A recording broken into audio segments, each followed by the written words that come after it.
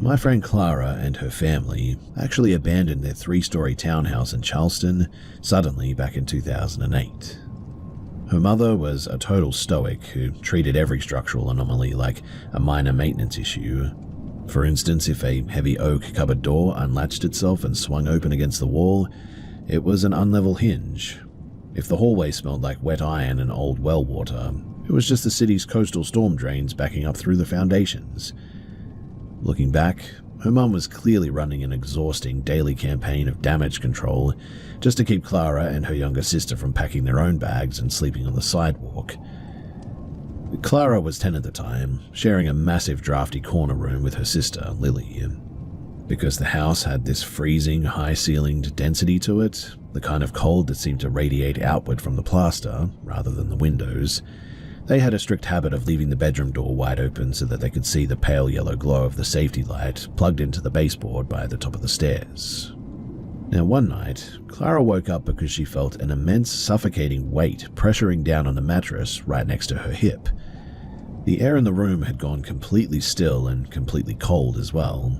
Then, she heard somebody breathing, but with like lungs full of fluid is what she said. A shallow breath that sounded like somebody was drowning. Clara shifted on the mattress, turning over to tell Lily to move back over to her own side of the bed. But when her eyes adjusted, she realized that the other side of the mattress was completely empty.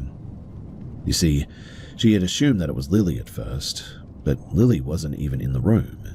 She had snuck downstairs hours earlier with her pillow to sleep on the living room sofa because her throat was sore and the noise from the walls was keeping her awake, is what she said.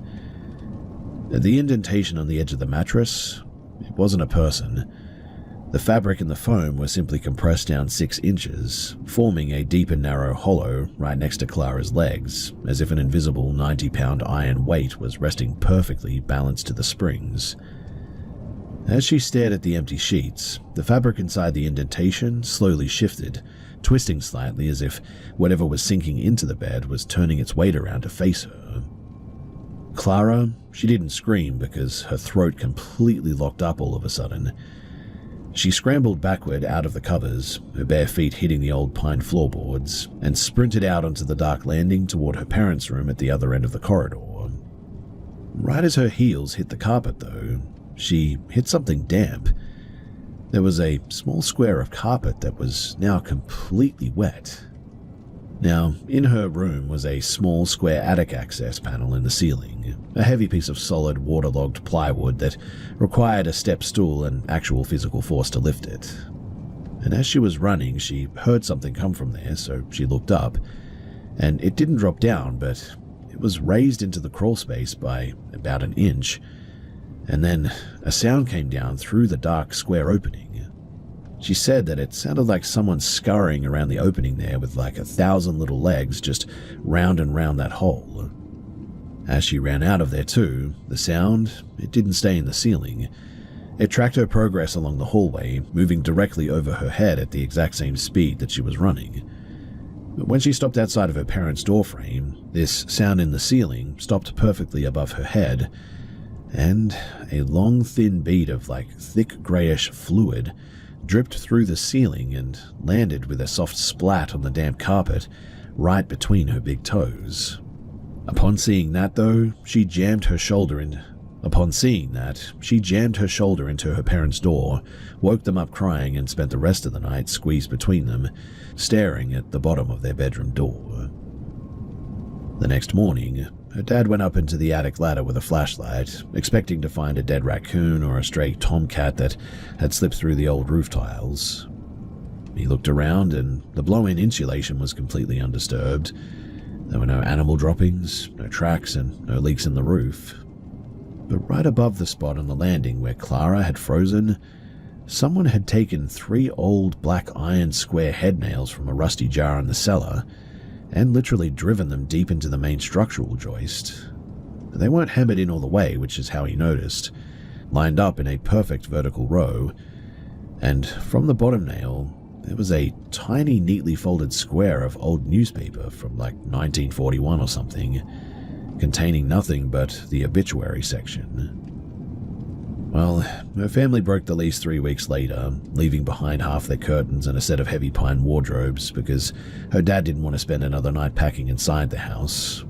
The official story that they told the neighbors was that the dampness was messing with Lily's lungs, but Clara told me that she actually ran into one of the subsequent tenants at a university dinner years later just out of sheer luck. The girl didn't know Clara had ever lived there at first, but she mentioned that she had stopped using the upper floor entirely within months of moving in. She was hesitant to say anything more than this, but eventually she said that she would wake up in the morning and find her cat sitting at the very bottom of the stairs, its back arched, staring up at the dark ceiling panel, and growling with a low rattling sound in his chest until its gums bled, refusing to step foot onto the second floor carpet, no matter how much food she put out for it. Apparently, they eventually left too because of all this stuff, and then another family moved in.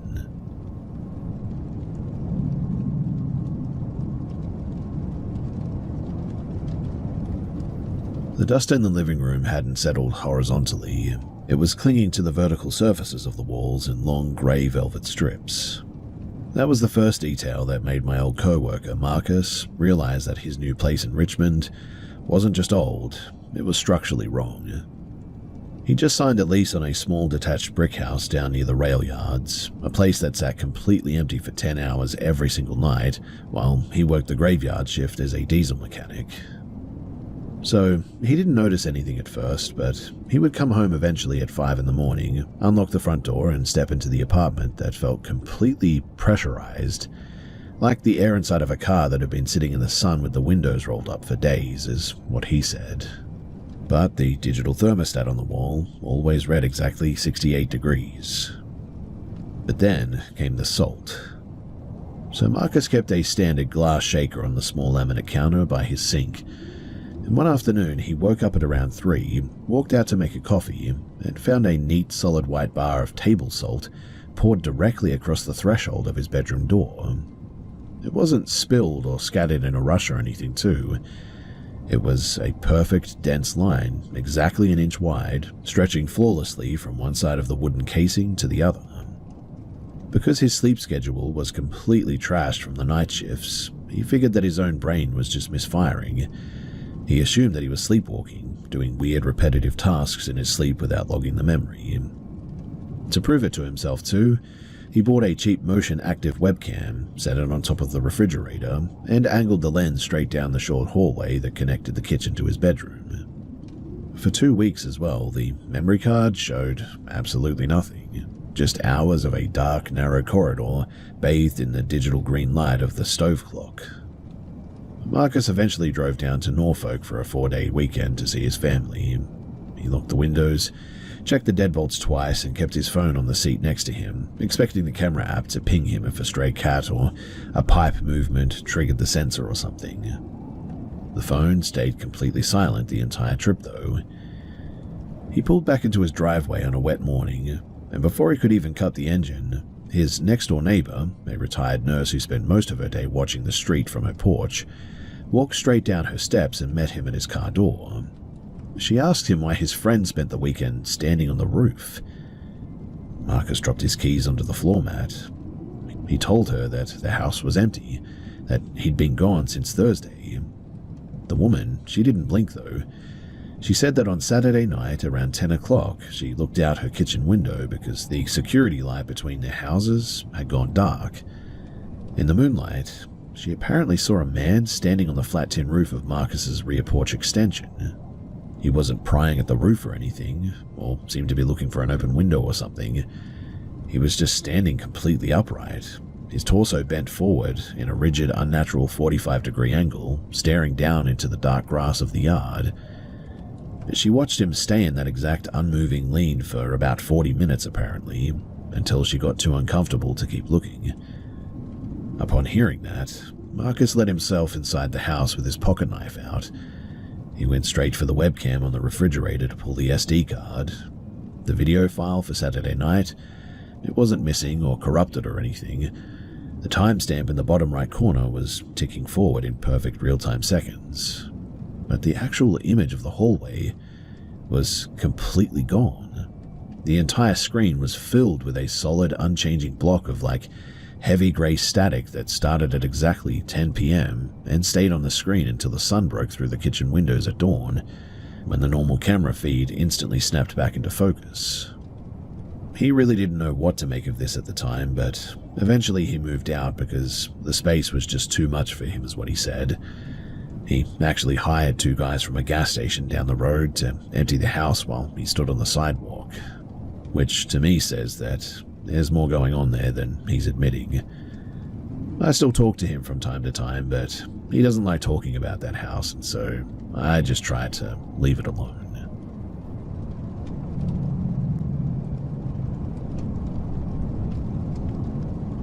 I've worked as a night shift custodial lead for a regional hospital in Montana for 12 years now.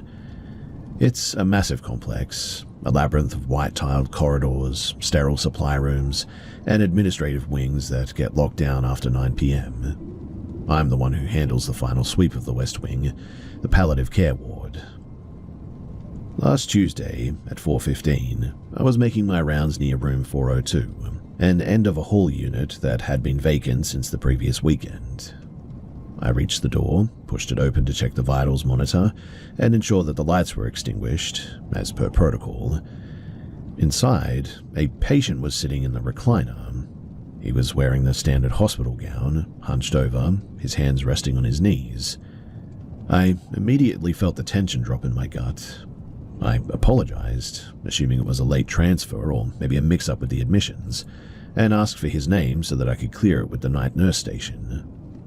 The patient didn't respond, though.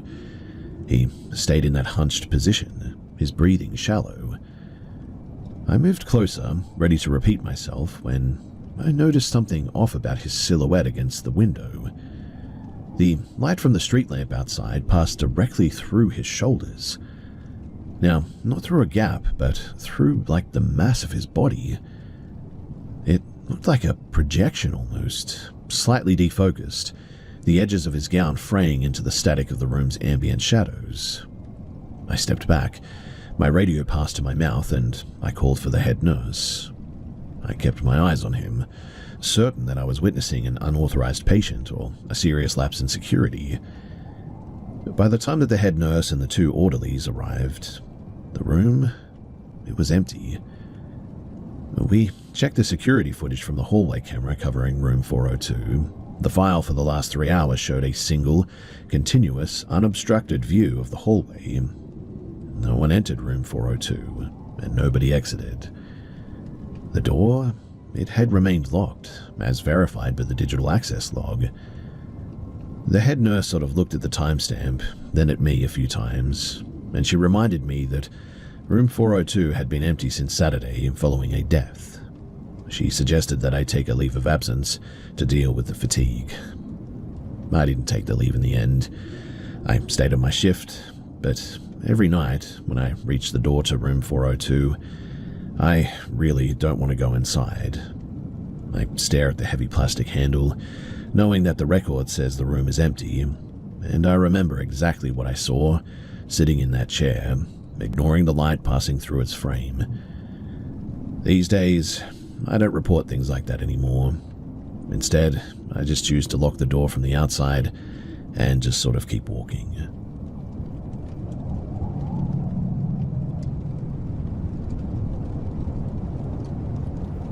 I don't think anyone ever really settles into a place like the old O'Malley estate. People say it has character, which really is just a polite shorthand for drafty, decaying, and fundamentally wrong. But I took the lease 3 years ago because the rent was absurdly low for a property like this, nestled against the foothills where the urban sprawl finally gives up to the cedar forests. It's a traditional sort of style home as well, and lots of dark polished wood, paper screens, and a deep enclosed garden that never seems to catch the sun.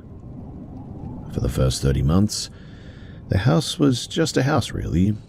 It was quiet, sure, but honestly, I kind of liked the quiet. I was working remotely as a technical consultant too, and the solitude was exactly what I needed to finish my certification. But the shift, that happened on a Tuesday, late in October. So I was cleaning the storage room behind the kitchen, a space that I rarely entered because it was so crammed with previous tenants' discarded shelving and broken garden tools and whatnot. But I was moving a heavy rack of shelving when I sort of realized the floorboards were a bit uneven. Not just sagging too, they were actually displaced. So I pulled them up, thinking that there might be a moisture issue, and found a cavity beneath the foundation. It wasn't a crawl space exactly, but it was a perfectly square pit, lined with weathered grey slate. Inside sat a single iron tea kettle, scorched black, and a stack of business cards, all of them blank, save for a series of pinprick holes that formed an intricate geometric pattern. I didn't touch the kettle, I just settled the floorboards back into their place, feeling an immediate sharp drop in the temperature of the room. Honestly, it felt as if I had just opened a freezer all of a sudden. That night, that's when the pattern started. So I was reading in the study when I saw the first one. It was a flicker of a shadow against the screen. Not a human silhouette, but a distortion of the light, like a heat haze trapped in a confined space. It passed across the paper screen in one fluid mechanical motion, and then all of a sudden, it was gone. I walked over to the screen, but there was nothing in the hallway, just the hum of the cooling fan from my laptop and the distant muffled sound of the wind through the cedar trees. By the end of the week, the visual disturbances were no longer peripheral, though. I was sitting at my desk when the screen of my monitor flickered, the display washing out into a dark negative white. When it recovered, the desktop icons had been rearranged into the same grid that I think that I had seen on those business cards. I did check this too, and it did seem like that. My mouse cursor started moving on its own at one point, dragging files into a folder that I hadn't even created, naming it with a string of symbols that looked like broken machine code. I shut the computer down thinking that I'd been hacked, but the screen, it stayed lit while I had pushed it down. I actually had to pull the power cable from the wall to finally get it to die.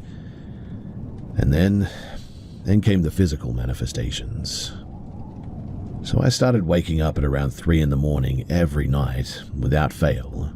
I'd be lying there, staring at the ceiling, and I'd feel the mattress sort of, sink beside me, as if somebody had just sat down on it. The pressure was always localized, firm and heavy. I would reach out expecting to feel fabric or skin, but I'd hit nothing but empty, sort of static charged air, is what I guess you could say. The room would grow impossibly cold though, just like before, and I tried to rationalize it. I told myself that it must be carbon monoxide or structural settling, or maybe just the stress of working 60 hours a week. I even went so far as to buy a professional-grade EMF meter and a thermal camera, desperate to put a number or maybe a shape to what was happening. The thermal camera, though, that was the worst. So one night, I set it up facing the hallway, and I didn't see a person, but I saw what was really just a void. It appeared as a cold spot on the screen, a perfect absolute zero where the ambient heat of the hallway should have been. It moved with a jittery frame-by-frame cadence, crossing the field of vision in what looked like 60 distinct jumps per second. It didn't walk or anything, it just sort of vanished from one point and then occupied the next, erasing the space in between. My partner, Kale, started to notice this too. She didn't see the void, but she experienced the environment sometimes. She would be in the kitchen and the tea would boil over, the pot scorching the stovetop, while the internal temperature of the water remained cold enough to form ice crystals almost. She started carrying a notebook, writing down every time an object moved or a light flickered.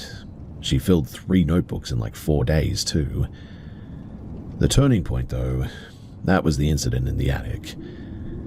So, we were trying to seal off the crawl space at one point, thinking that maybe a wild animal had gotten into the walls and was somehow projecting these strange, chaotic triggers.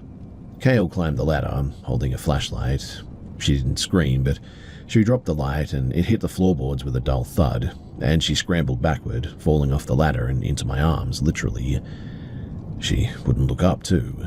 She kept pointing at the ceiling, her breath hitching in her chest as she was in panic. When I shone my light into the rafters, I didn't see an animal. I saw the ceiling, and it was covered in hundreds of tiny hand-carved wooden pegs, all driven into the timber at precise geometric intervals. And hanging from the center of the pegs was like a web of hair-thin wire forming the same grid that I'd seen in the basement, in the monitor and on the business cards. It seemed to be maybe like a map of the house or a map of the garden or something. Whatever the case, we literally moved out the next morning after this. We didn't even pack the furniture in the end. We just took our clothes and the hard drives and we left the keys on the counter. We didn't even inform the landlord, and we didn't wait for the security deposit either. But the final confirmation, that actually came 3 days later. So I went back to pick up a box of files that I'd forgotten in the study. I had a spare key, but as I approached the door, I saw the wood was sort of scorched almost, and there was this faint sort of burnt hair smell too. I unlocked the door and stepped inside. The house was empty, but there was this sort of, I don't know, weird echoing through the entire house now. I didn't go into the study. I turned around and I just walked out to the car because I'd had enough of dealing with this. But as I was pulling away, I looked up at the attic window. It was wide open, and standing there, looking down at the empty driveway, was a shape, a silhouette that didn't reflect light, and a void in the shape of a man, really. I could only just see it too because it sort of blended into the blackness behind it, but it seemed to be watching us leave with the same mechanical frame-by-frame stillness that I had noticed on the void. I didn't say anything to Cale, but upon seeing it, I hightailed it out of there. I'm in a high-rise apartment now, and it's all glass and steel, 10 floors up with no attic and no crawl space. The rent is double, which is unfortunate, and the commute is an absolute nightmare, but hey, at least I sleep through the night now. And for the first time in years, the air in my bedroom feels like air again, nothing else. It took me a while too, but I eventually stopped looking for patterns, and I've stopped looking for reasons too.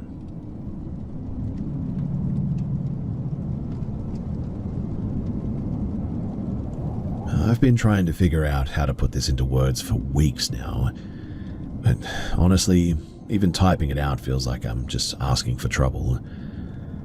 My brother thinks that I hit my head or had some kind of a state that I was in, but he wasn't there and he didn't see what was sitting on the edge of the bed. It was mid-August 3 years ago, and I was working nights at a warehouse in Lyon, doing the 10 p.m. to 6 a.m. shift. My apartment, it was one of those cramped pre-war studios with high ceilings and a radiator that rattled like a dying engine. I'd gotten home, showered, and crashed around 7 in the morning. Total blackout. Eventually I woke up, but I wasn't really awake. You sort of know that state where you're conscious, but your limbs feel like they're sort of buried under sandbags? Well, that's what this was. My face was pressed into the pillow as well, staring at the gap between the box spring and the floor. The room was dead silent. Not the usual city noise that I was used to. No sirens, no muffled chatter from the street, no hum on the fridge. Just a thick, pressurized stillness. And then I felt the bed shift. It wasn't a bounce or a jolt. It was a slow and deliberate depression of someone heavy sitting down on the edge of the mattress. I tried to lift my head at that point, but for some reason I just couldn't. I couldn't even twitch a finger. My brain was firing, telling me to jump up, but my body was completely unresponsive. And then I heard something. It wasn't a voice, but it was like the sound of two jagged pieces of glass being rubbed together in a sort of pattern. It was coming from right next to my left ear as well. Again, it wasn't speaking or it didn't have a language or anything, but for some reason, I sort of perceived that the cadence was of a question. It went on for maybe 10 seconds, a sharp sort of crystalline scraping sound. I couldn't move, but I could force my eyes to roll toward the side of the bed. And there, standing there, wasn't a person. It was darker than the shadows around it, framed by a faint static-like shimmer in the air. It looked like a tear in the fabric of the room almost, and I didn't see features, just that pulsating jagged outline. The scraping sound, though, stopped abruptly. Then the weight on the mattress lifted, the pressure in the room snapped back to normal, the fridge seemed to hum back to life, a distant car horn blared, and I literally gasped in a lungful of air all of a sudden, finally able to throw myself backward against the headboard. When I did, the room was empty. The door was still locked from the inside. I sat there for at least 2 hours just staring at that wall, waiting for the sun to hit the floorboards. I don't know what that was, and I've read enough online to know about sleep paralysis and to know that it's supposed to be hallucinatory, brains misfiring or whatever, but those explanations, they don't really account for the way that the air was in the room that day, or why the silence was so absolute that it felt like the house had been plucked out of a neighborhood entirely. I eventually moved out of that apartment 2 months later, and I haven't experienced anything since then, or before that, related to this.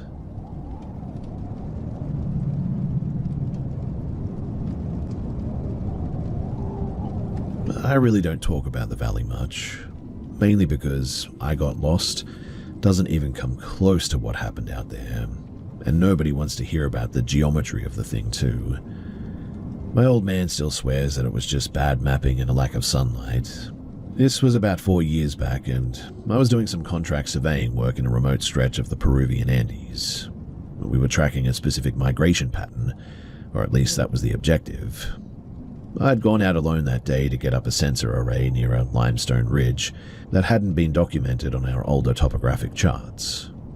I reached the ridge at around 4 p.m. The air was pretty thin up there, and I remember checking my watch because I wanted to be clear of the scree slope before the light failed. I turned around to head back, but suddenly the path that I'd taken, the one that I'd been walking for like 2 hours, just wasn't there. Let me be clear too that it wasn't like blocked or anything, and it wasn't obscured by anything. I mean, there was really nothing there to do that with.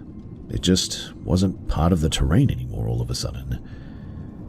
I stood there for a second, trying to reset my perspective and figure out what I was looking at. I looked down at the GPS, and the screen was just flickering a dull, flat grey, not searching for satellites, and it was just sort of blank. Then, all of a sudden, everything just went dead quiet. It was like the world had suddenly gone on mute. Every footfall that I took on the loose rock was just dead silent. I even dropped my water bottle by accident in the shock, and it didn't clatter against the stone. It just sort of hit the ground and made no sound at all. I looked up, and about 50 yards away, the rocks seemed to be folding over and in on themselves. Not shifting like under an avalanche or anything, but sort of bending inward is the best way that I can describe it. I watched a jagged boulder sort of sprout a shadow that moved against the direction of the sun. It was as if the physical laws governing the ridge had been swapped out for something entirely different. Then I heard something behind me. It sounded like something was hitting a tree just over and over again with like a huge log or a pipe or something. I didn't turn around. I started walking in what I prayed was the right direction, keeping my eyes fixed on the horizon. I walked for what felt like hours too, even though the sun hadn't moved an inch from its position in the sky. My heart was racing, but my breath wasn't coming out as mist anymore. The air had gone completely still, and I don't know how long I was on that stretch of empty space, but the next thing that I remember, I was stumbling into the base camp, miles away from the ridge. My clothes were covered in a fine white powder that I had never seen before, and my watch had stopped at 4:12 p.m. The GPS unit was fried, and the internal casing had literally melted, like it had been held over a blowtorch. When I told the crew, they looked at me like I had had a breakdown from the altitude. They didn't see the powder, and they didn't believe the map mismatch at all, so I didn't push it. I packed my gear that night, and I left on the first truck the next morning to the city. I've done a lot of hiking since then, but I have never had anything like that happen before or since then. I try not to go anywhere as well that requires me to rely on a map or a GPS anymore. And I don't know what that sound was, the log or the pipe or whatever hitting the tree, but whatever was hitting it, it sounded absolutely massive.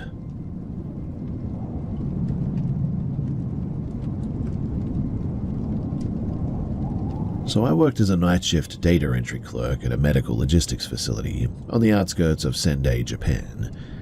The facility was a 3-story concrete structure, and my workspace was a windowless cubicle located in the back corner of the 3rd floor.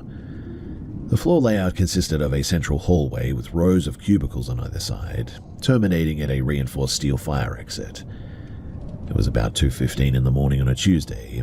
The building's central ventilation system had been shut down for scheduled maintenance, which removed the constant low frequency of the air handlers. It was pretty quiet there that night, and my task was to manually cross-reference shipping manifests from a physical ledger, entering data into a terminal. I stopped typing to reach for a glass of water at one point on the side of my desk. That's when I noticed the shadow on the floor. It was cast against the base of my cubicle wall, directly in my peripheral vision. The shadow, it belonged to someone standing in the doorway of the office area, facing into the room. Because the overhead fluorescent lights in the hallway were active, the shadow was pretty sharp and high contrast, clearly defined against the beige linoleum. It depicted a person standing with their arms held perfectly straight at their sides, feet together, and head tilted at a slight angle. I sat still, waiting for this person to step into the room or announce their presence. I turned my head to the doorway. There was nobody in the hall. The hallway was brightly lit too, and visible for maybe about 20 meters in either direction. I could see the reflection of the hallway lights on the floor and the wall of the elevator lobby at the far end too. But there were no obstructions. No pillars, no alcoves where a person could hide. I looked back at the floor, and the shadow remained exactly where it was. I stood up from my chair, and as my body blocked the direct line of sight between the hallway lights and the cubicle wall, I expected the shadow to shift or maybe disappear based on the change in the lighting. But it didn't behave that way. As I rose, the shadow didn't stretch or distort as it would if it were being cast by a physical object intercepting a light source. Instead, it sort of retracted. The edges pulled inward toward the center point of the shadow until the entire shape just vanished. I walked immediately to the doorway after seeing that. It was weird. I checked the hallway, the fire exit, and even the supply closet adjacent to the office. The fire exit was locked from the inside with a magnetic seal. I opened the door to the elevator lobby and it was empty. I walked the length of the 3rd floor, checking behind every stack of shipping pallets and into every partitioned office space. There was nobody else on the floor. I returned to my desk and sat down. I remained there for the next 30 minutes, observing the floor and the doorway. Nothing returned. I continued my shift until 6 in the morning. During the remaining hours, I heard no footsteps, no doors opening or closing, and no mechanical noises that would suggest other people were in the building. I even verified the security logs the following morning. The facility's electronic card swipe system recorded no entries or exits on the 3rd floor during the entire duration of the graveyard shift that I was on. I never saw the shadow again during the 6 months that I worked at that facility.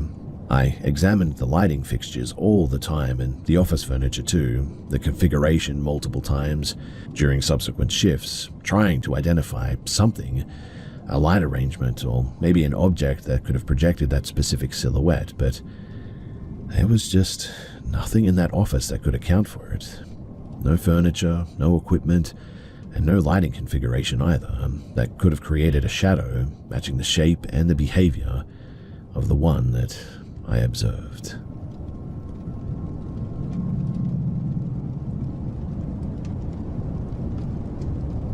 I was 12 years old, attending a summer camp in the rural interior of British Columbia. It was the mid-90s, and the camp consisted of a series of wooden cabins spread across a ridge overlooking a lake. I shared a cabin with 3 other boys. The counselors were in a separate structure about 50 yards down the trail. One afternoon, our cabin group was split. 2 of the boys had gone to the lake for swimming lessons, and my other cabin mate was helping with kitchen duty. I stayed behind to finish a book. It was about 3 p.m. and the camp was quiet. In fact, most of the campers were down by the water. I heard the heavy screen door of the cabin creak open and slam shut.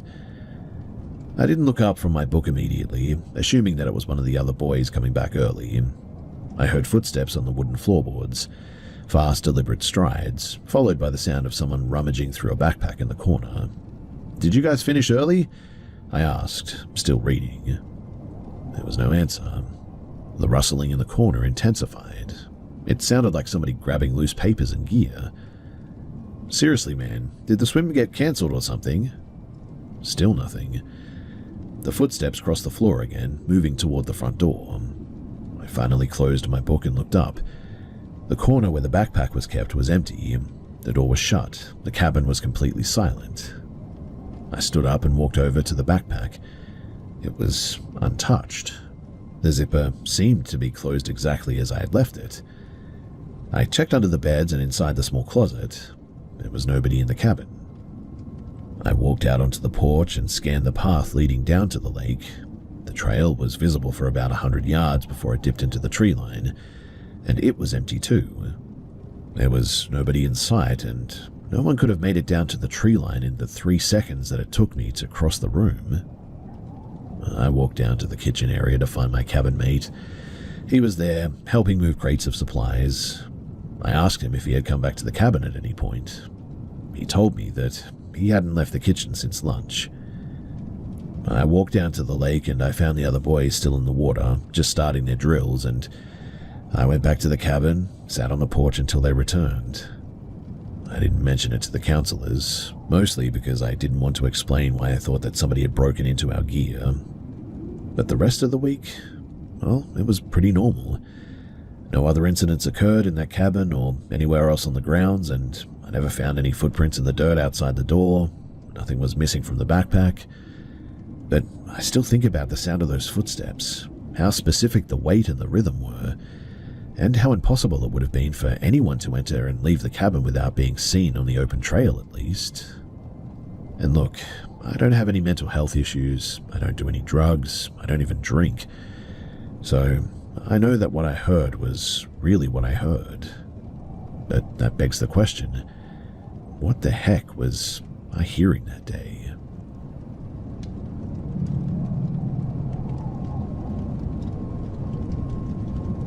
So I was a seasonal forestry technician working out of a remote ranger station in the Bitterroot Mountains.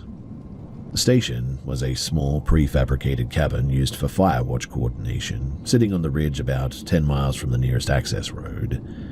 I was stationed there for a 3-week rotation to manage communications and monitor weather patterns.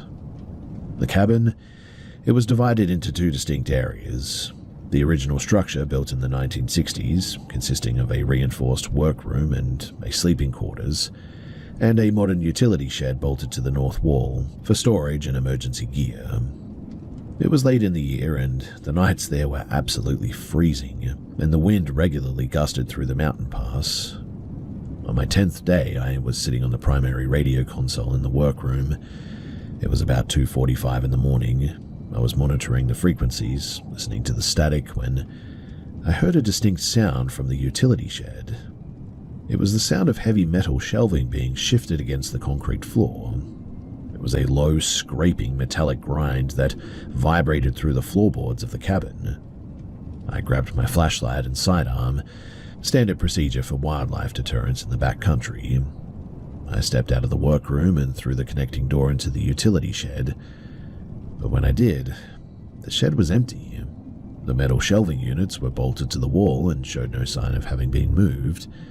The gear stored on them, sleeping bags, lanterns, canisters, was all undisturbed. I stepped back into the workroom and sat down at the radio again. 2 minutes later, the scraping sound started again. It was louder this time too, accompanied by a thudding sound against the interior wall that separated the workroom from the storage shed. I checked the wall. It was solid timber. I walked outside to the perimeter of the shed. The ground was covered in a light layer of frost from the previous evening, and I walked the entire circumference of the structure. There were no tracks, no animals, no humans, nothing. I went back inside, uneasy this time, and sat in the center of the workroom, keeping the flashlight focused on the door of the storage shed. The activity stopped. I remained silent for the next 3 hours, listening. The following night, the same pattern repeated. I would be working at the console, and the storage area would become the source of intense physical noise again. And as soon as I approached the door, the sound ceased. I checked the interior of the shed 5 times that night too. I checked the locking mechanism on the exterior door, which was secured with a heavy-duty carabiner. Nothing was seemingly out of place too. I spent the final 2 days of my rotation sleeping in my truck, parked 50 yards away from the cabin. I heard nothing from the truck, and when I handed over the station to the next technician on the Sunday that I was supposed to leave, I mentioned that the storage shed had some strange acoustic issues, but I didn't elaborate any further. I left the area, and I haven't worked in that specific sector since then. I never did find a structural or environmental reason for that noise, and really, I don't know what to make of it.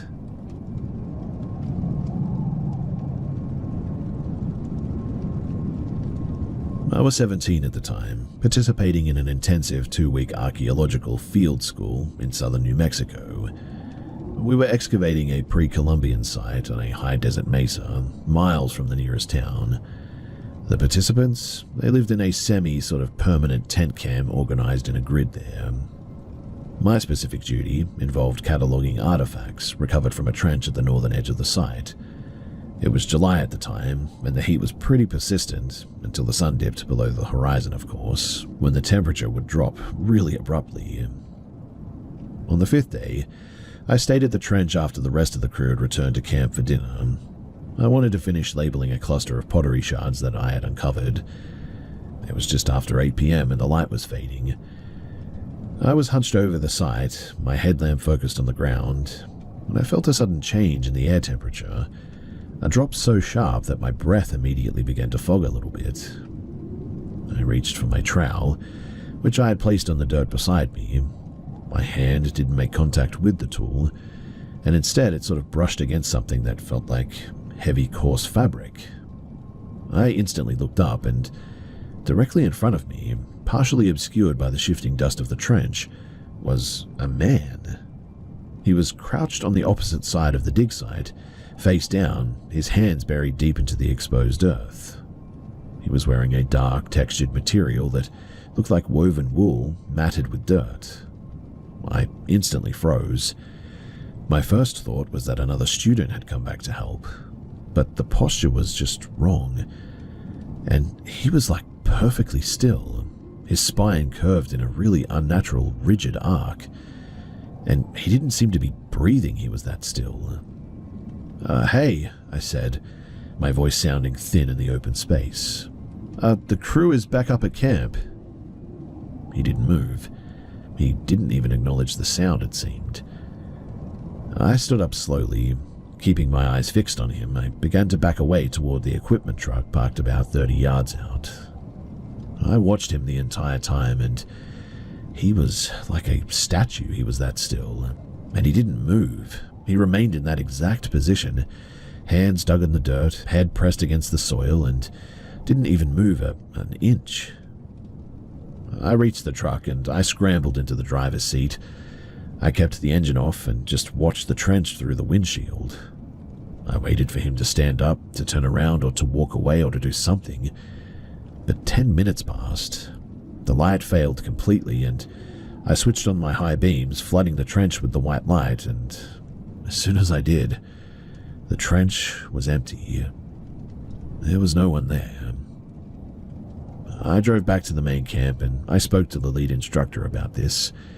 We returned to the site with a group of 4 people carrying heavy-duty flashlights. We searched the entire mesa for at least an hour, but we couldn't find anything. The pottery shards that I'd been labeling were right there where I had left them too. The area where the man had been crouching was undisturbed, the surface of the soil showing no signs of displacement or recent activity. After that, though, I spent the rest of the trip in a sleeping bag in a communal supply tent with other people. Thankfully, nothing else happened, but I never did go back to that northern trench again after that. I will never forget that night, and just how unbelievably still that man was.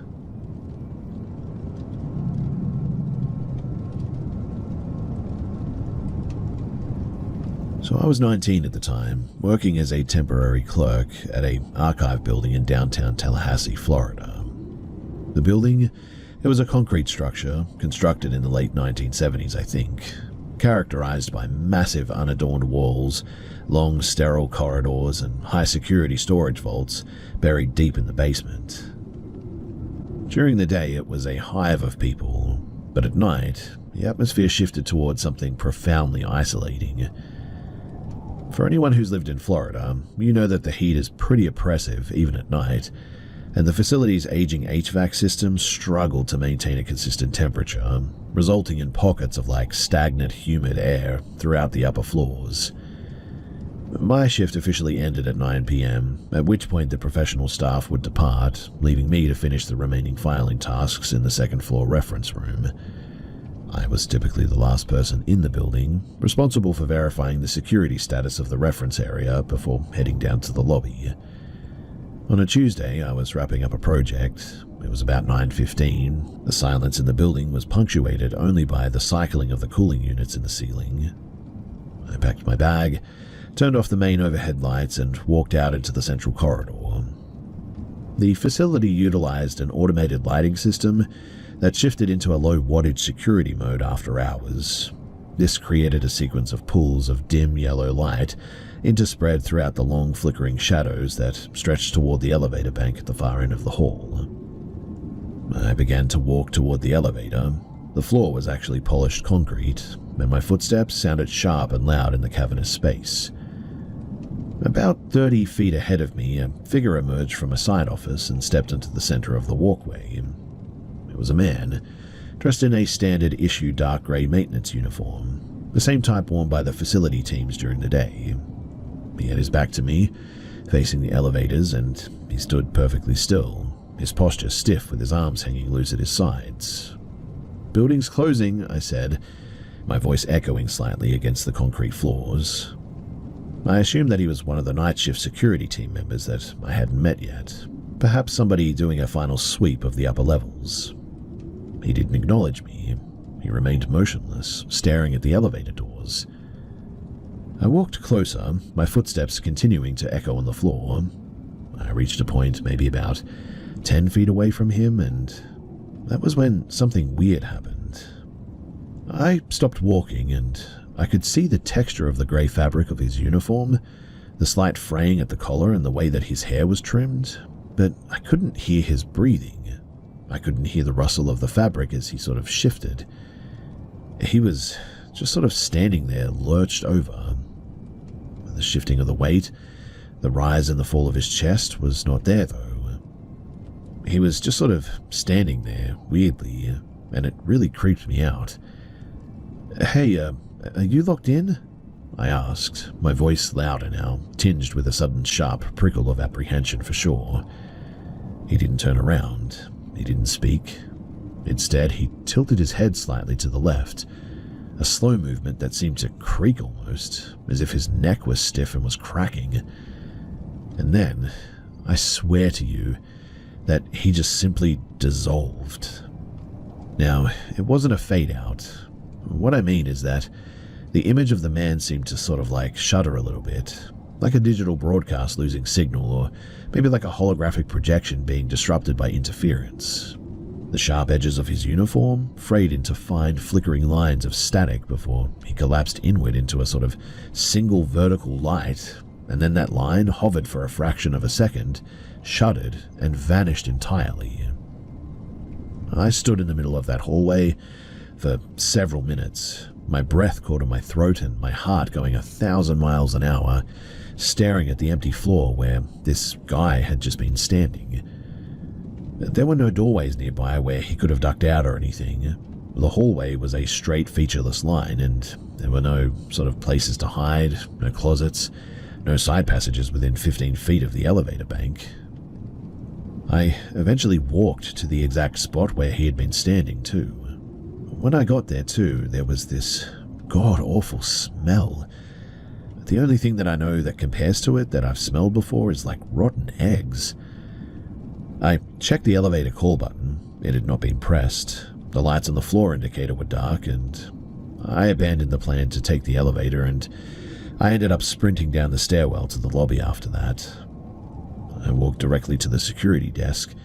The guard on duty looked up and was startled by my appearance, I think. I pointed to the security monitor for the second floor hallway, which was active, showing a clear empty corridor. I asked him to pull up the tape for the last 10 minutes. We sat there and watched the feed. The monitor, it showed me walking down the hall, my bag over my shoulder, but it didn't show the man at any point. When I reached the spot where he had stood, the video showed me stopping, looking around, and then just running toward the stairs. There was nobody else in the frame, and the moments where I had stood there watching this guy, well, they just weren't there. I didn't return to that place the next day. In fact, I took the day off, and I just didn't know what to think about it all. I eventually went back to work after a long weekend, and I tried not to stay late after that. But thankfully, I never did experience anything there again. I never found out if anybody else at the facility had experienced something similar while I was there for a couple of years after this. And after I moved on, I lost contact.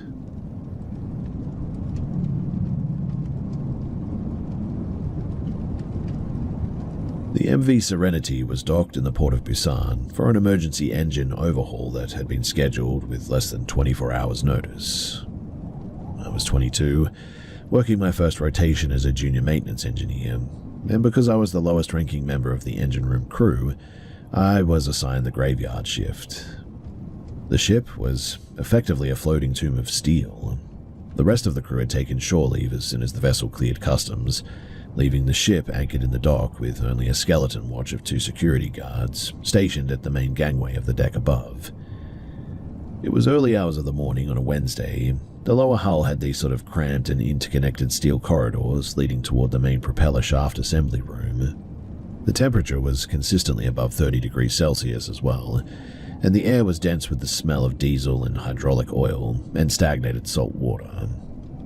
The ambient sound of the water against the hull, and the sound generated by the cooling fan still running in the secondary power distribution units, was ongoing. I was positioned near the rear bulkhead, working on the primary hydraulic dampeners. I had the casing removed, exposing the internal seals, and I reached into my toolbox to grab a 14mm wrench, my hands slick with sweat, and as I withdrew the tool, my flashlight beam swept across the access hatch, located roughly 20 feet down the walkway. And when it hit there, a person was standing there. He was wearing standard-issue charcoal grey coveralls, identical to the ones that I was wearing. He stood on the raised metal grating of the walkway, his hands resting on the guardrail.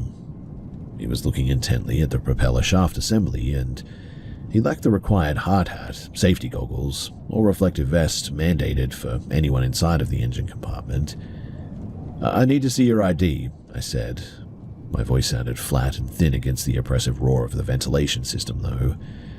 I stood up, keeping the wrench in my hand. I assumed that a contractor had snuck on board, or a crew member had returned early and was wandering. Though how they had bypassed the security check at the gangway, that was beyond me. He didn't acknowledge me, though.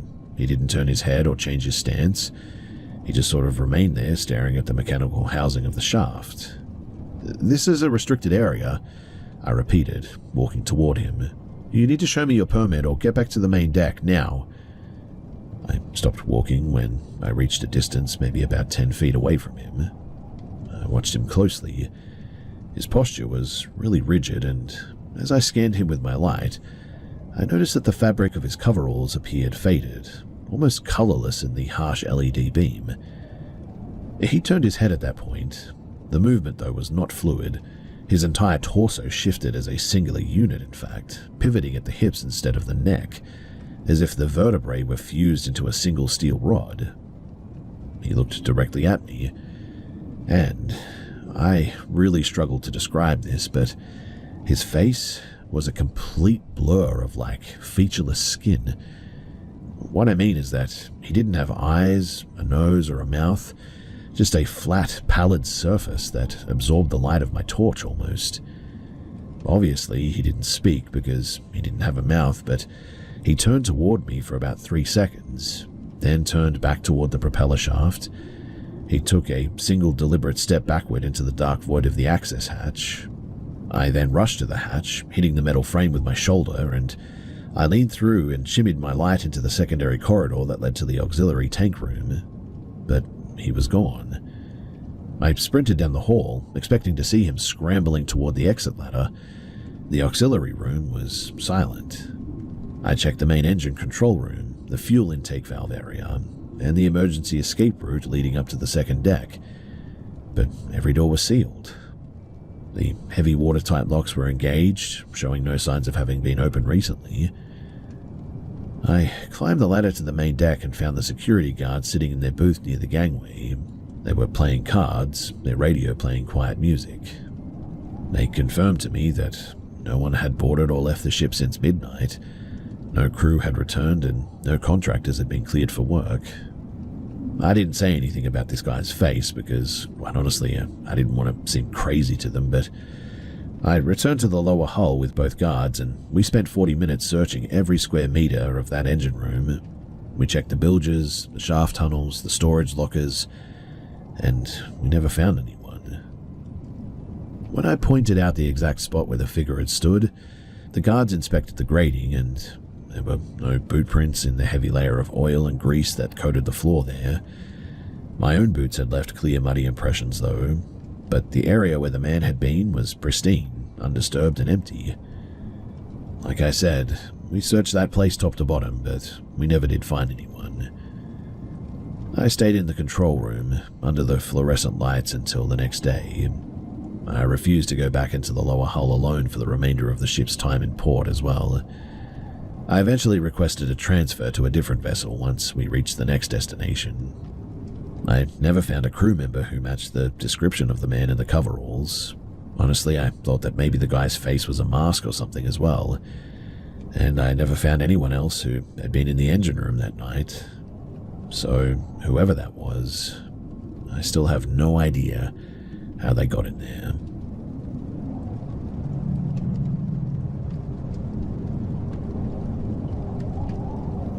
The trail was the old loggers' path in Pennsylvania, a 27-mile loop through dense, second-growth forest.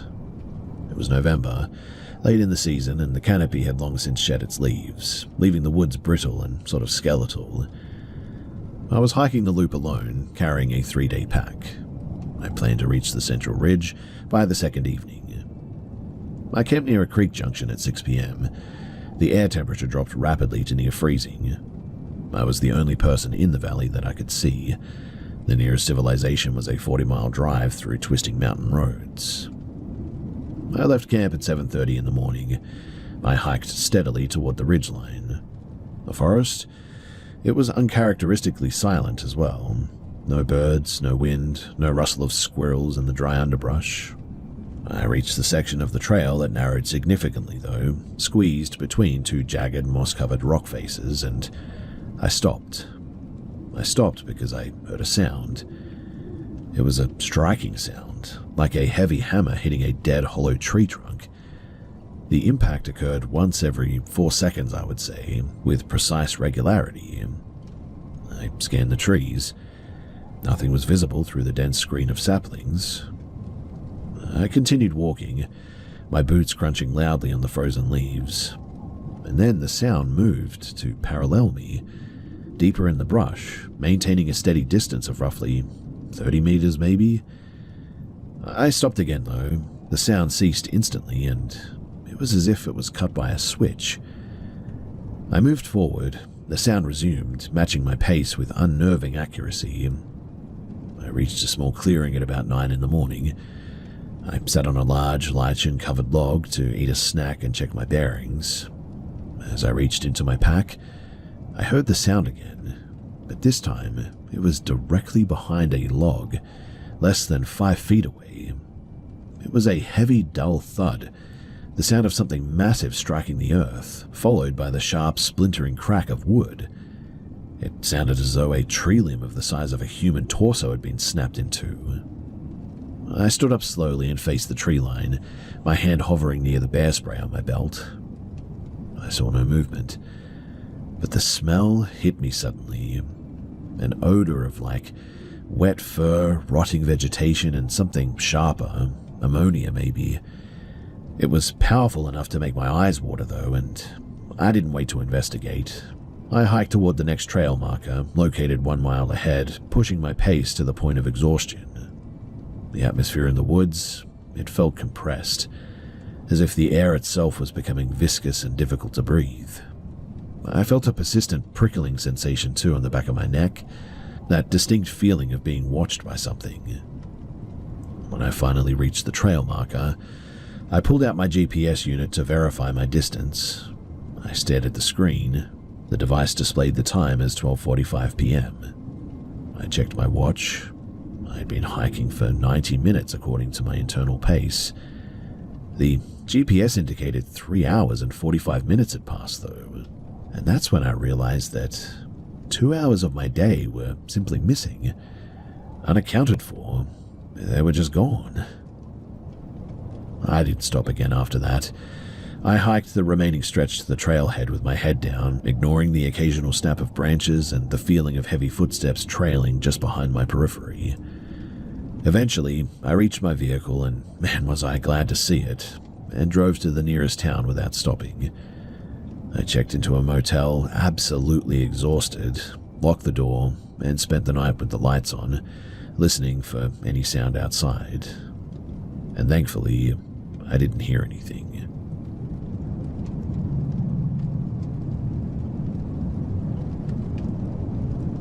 So I've been listening to stories here for a while, but hearing some of the posts about weirdly intense boundary crosses reminded me of an old job that I had back in 2018. I still think about it because it made me realize just how fast things can really spin out when you're young, isolated, and trying way too hard to keep the peace.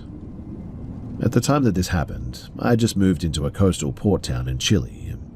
I didn't have a lot of money or any local connections, so I took a position as an administrator at a private container logistics warehouse near the docks. The setup was basically a small detached security booth and a back office trailer stuck right against the northern perimeter wall. And every night from 10 p.m. to 6 a.m., I'd sit alone in that back trailer with a stack of physical manifests, and I would cross-reference the shipment ledger against an old internal desktop terminal. If the seal numbers or origin stamps didn't line up perfectly, I had to log the error and flag the container for customs holding. The only other person on the property at the time was the manager. His name was Georges. Georges had worked the port for decades and was one of those hyper-intense, socially awkward guys who completely lacked an off switch. Because it was just the two of us in a massive, desolate gravel yard for 8 hours a night, he assumed that we were best friends. At first, it was harmless, but it was also really annoying. He would spend his smoke breaks standing right inside of the trailer door, asking me if I was enjoying the work and asking if I was lonely so far from home, over-explaining the mechanics of each of the reach stackers, and I'd just smile, nod, and try to look busy so I could get back to the ledger. By the end of the 3rd week, though, the harmless vibe really started shifting. He began messaging my personal phone outside of work hours. I had given my number to the office manager for emergency shift coverage, but Georges apparently took it from the master roster. First, it was just unsolicited photos of his stray dogs or links to local news articles, but then it became invitations. He'd ask if I wanted to go for morning drives along the cliffs after our shift, or see the hidden fish markets that tourists didn't know about. He even offered to drive me to the city on my days off so that I wouldn't have to take the bus anymore. I kept making polite excuses though, saying that I was too tired or had to call my family back home, and I never explicitly told him to back off because I mean, he was technically my supervisor, and I didn't want to cause any drama at a job that I desperately needed at the time. That was my first mistake. My politeness just gave him room to escalate. One Thursday night, though, I showed up to the trailer and found a massive heavy woolen poncho sitting right at my desk chair, and it looked brand new. George walked into the trailer 2 minutes later, grinning. He said that the marine fog was supposed to roll in thick after midnight, and he noticed that I was always cold in my standard jacket. It wasn't a casual gesture, though. It felt way too heavy and domestic for a guy that I barely knew. I laughed nervously and said that I couldn't accept it, but he immediately got defensive. "What? I'm just looking out for you," he said. "People in this town aren't usually this soft." The rest of the night was incredibly tense, too. During our 2 a.m. break, he sat across from me in the tiny break corner and started talking about his long-term plans. He went on this massive, serious tangent about how the port was decaying, how he wanted to buy a small farm further south in a different region, and how people our age shouldn't waste their lives living alone in a sketchy harbor rental.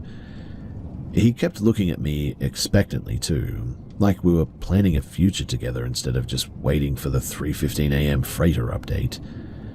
I was literally texting my roommate as well, under the desk, typing, "The yard manager is completely cornering me right now. This is so uncomfortable."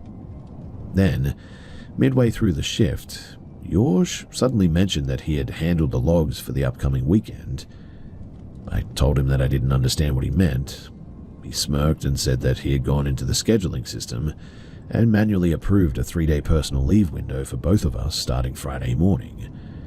He told me that he had already booked a small cabin up near the reservoir hills because the ocean air ruins your lungs after a while. He literally had his truck packed out in the lot, extra blankets, rations, everything. He hadn't asked me once, though. He assumed that because I hadn't explicitly yelled at him over the messages, that I was totally on board with a weekend isolation trip in the mountains now. I just stared at him. The confusion turned into immediate panic. I told him absolutely not. I said that I wasn't going anywhere, that he needed to fix the schedule immediately, and that I wasn't interested in any trips outside of work. His face immediately dropped. He got incredibly flushed, tried to laugh it off as a joke, but his tone then suddenly turned aggressive. He started saying that I was overreacting, that he'd spent half of his weekly pay on the cabin deposit, and that he thought that I understood the layout of how things worked here.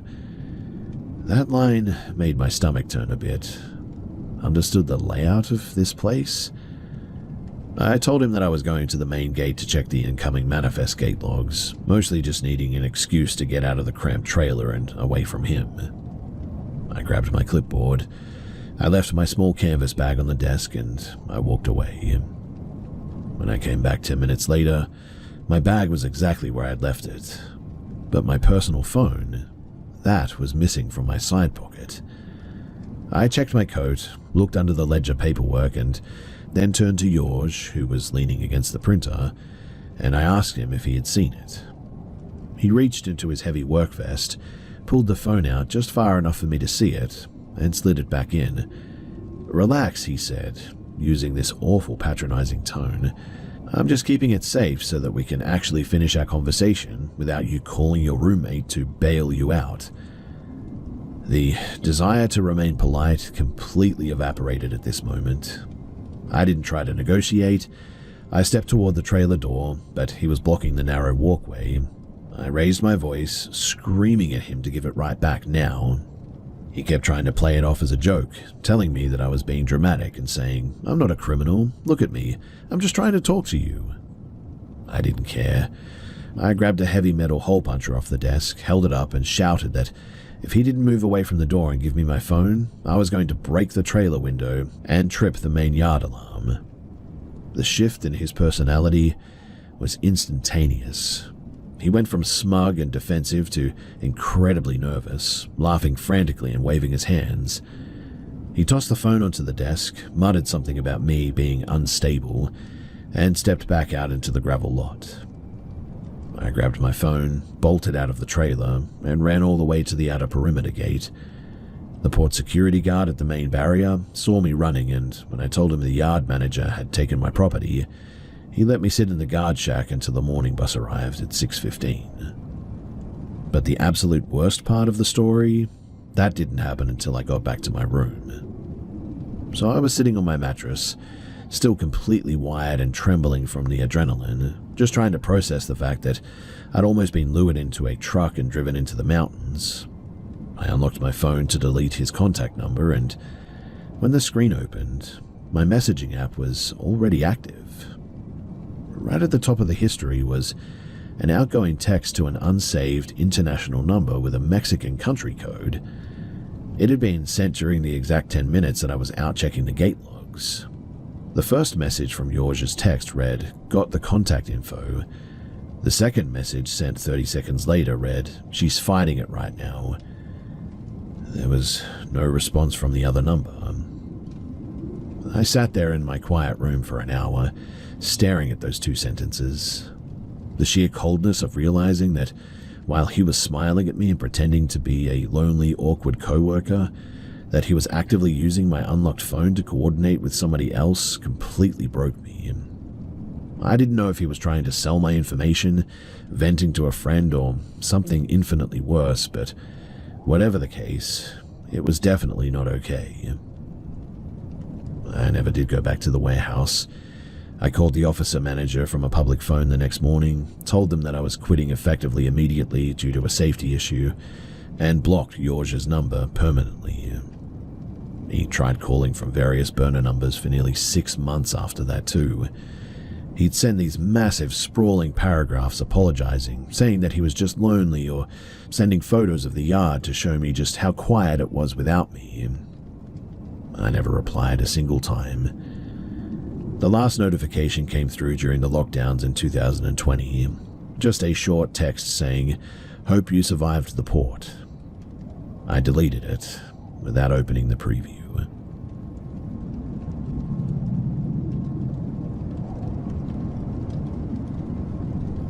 I moved into an old cottage-style rental on the edge of a university town in upstate New York about 6 months ago.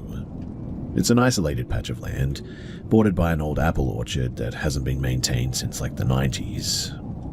I'm 21, doing online classes, and living with 2 guys that I met through a housing group. The property has a long gravel driveway, and my bedroom window faces the first row of dead apple trees. At night, the orchard is completely black because the nearest streetlight is like half a mile down the main road. And the situation, well, that started back in like September sometime.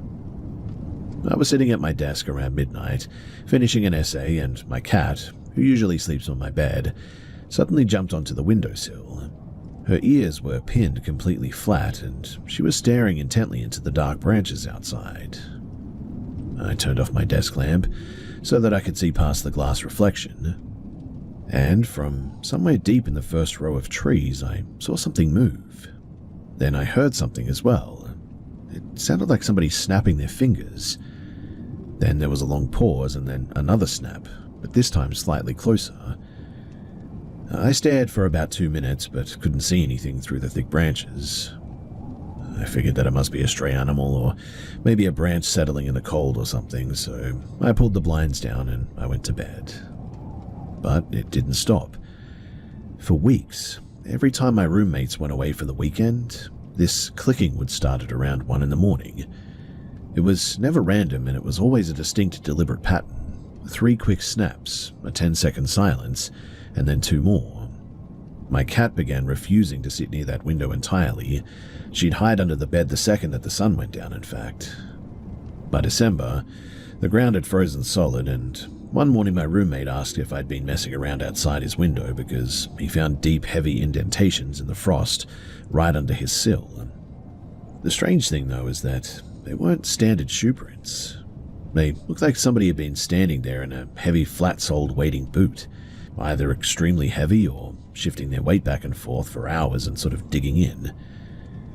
We tried to convince ourselves that it was just a utility worker or a hunter cutting through the orchard, but the details, they just didn't line up. The absolute breaking point, though, happened only last Tuesday. My roommates were both up at a ski lodge for the winter break, and that left me alone in the house. It was a completely silent night, no wind at all, and around 2 in the morning I woke up to my cat frantically clawing at my bedroom door to get out. And then the clicking started. Except this time, it wasn't coming from the orchard. It was coming from the side porch, right outside of our kitchen door. I grabbed a heavy flashlight and walked down the hallway, keeping the lights off so that I wouldn't silhouette myself. The kitchen door has a small frosted glass panel at the top, and as I got closer, I saw a pale bluish light moving erratically through the frosted glass. It looked like somebody was holding a cheap LED pen light right against the pane, angling it downward to see through the gap in the interior curtain. I didn't think. I just slammed my hand against the wood and shouted as loud as I could that I was calling the police. The light? It didn't turn off though. Instead, the silhouette on the other side of the glass shifted. A tall, completely motionless figure in a heavy winter coat just stood there, pressed against the door. He didn't try to run or hide. He just slowly raised one arm and then leant against the glass panel, and that was it. I instantly bolted back to my room though, locked the door and dialed 911. The state troopers, they took about 20 minutes to arrive, and by the time that they cleared the porch, the person was gone. They did find heavy tracks leading back into the dead trees, but the snow was too powdery to get a clear mold, and the trooper told me that there had been similar reports of a prowler targeting isolated student rentals along the county line, usually checking door handles and also looking for spare keys left under mats.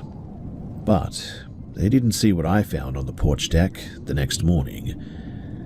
Right under the kitchen doorknob, sitting on the welcome mat, was a small, neat pile of dried cat food, the exact brand that I buy. My cat wouldn't even go near that door. She sniffed the air from 5 feet away and started hissing. I've moved my desk to the living room now, and the landlord finally put a motion sensor floodlight over the side porch. I haven't seen the blue light since the troopers came out, thankfully, but last night, the floodlight suddenly kicked on at 3:15 in the morning. When I looked through the blinds, the porch was completely empty, but from somewhere deep in the blackness of the orchard rows, I heard that same dry, muffled finger snap again.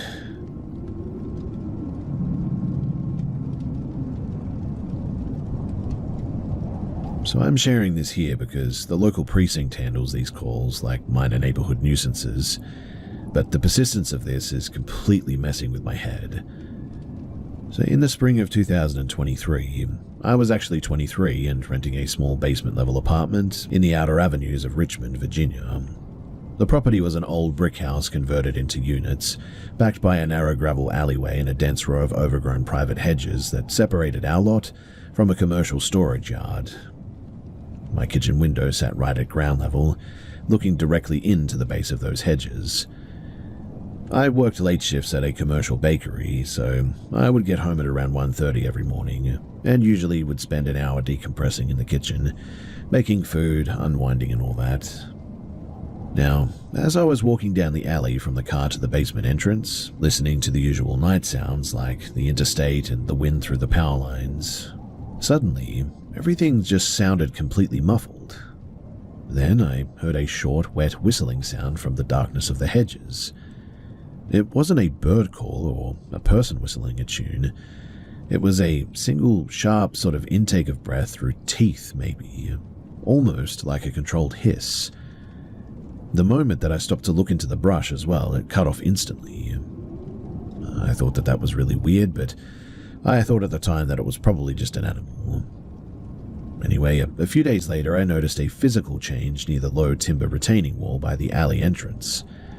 The gravel and the dead leaves had been completely cleared away from a specific 2-foot section, exposing the bare mud beneath it. It wasn't a random disturbance, though. The dirt had been packed down hard and flat. I don't know what that was about, but it was certainly odd and definitely not random. Again, though, I just tried to ignore it, assuming that it was just someone using the alley as a shortcut, but then the timing became, well, coordinated. So I'd step out of my car at like 1:45 in the morning, and the moment that my boots hit the gravel, that sharp controlled hiss would come from the darkness to my left. If I walked fast, I'd hear the heavy rustling of the leaves moving parallel to me, matching my speed down the length of the fence line. When I paused at my door to grab my keys, the rustling would stop dead. I never turned my flashlight on it, because I was terrified of confirming what was actually sitting in those shadows. But then, my landlord was doing some renovations on the upper floors, so the building was completely empty except for me. It was around 2 in the morning, and I was standing by the stove waiting for the water to boil. The lower blinds on my kitchen window were cracked open a few inches, and out of nowhere, a faint white reflection flickered against the kitchen cabinets. It wasn't a broad flashlight beam or a phone screen or anything. It was sort of a bluish-white light maybe, held completely still near the base of the retaining wall outside. It stayed fixed, pointing straight down at the packed mud, then slowly tilted upward toward the glass. As I stepped toward the window to pull the cord shut, the light illuminated the lower half of a person crouching. They were wearing a stiff, heavy canvas work coat, covered in like yellow clay dust or something.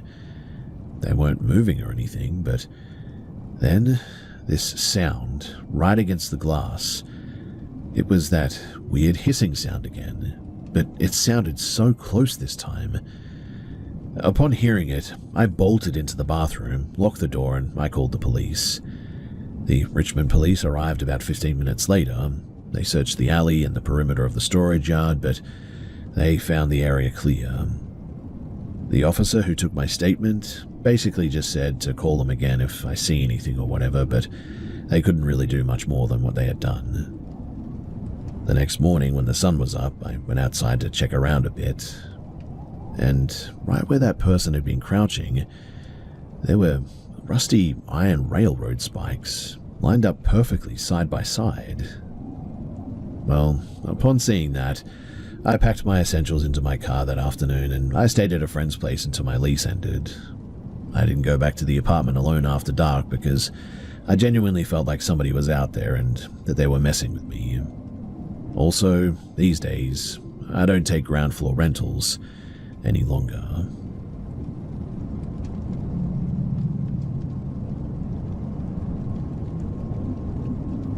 So, I wanted to post this somewhere because I'm currently driving across the state line to a new place and looking at the motel keys on my passenger seat is the only thing keeping me from convincing myself that I completely made the whole thing up.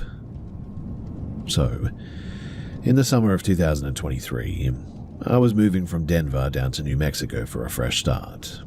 I didn't have much money, so I threw everything that I owned into the back of my Honda Civic and planned the drive over 2 days.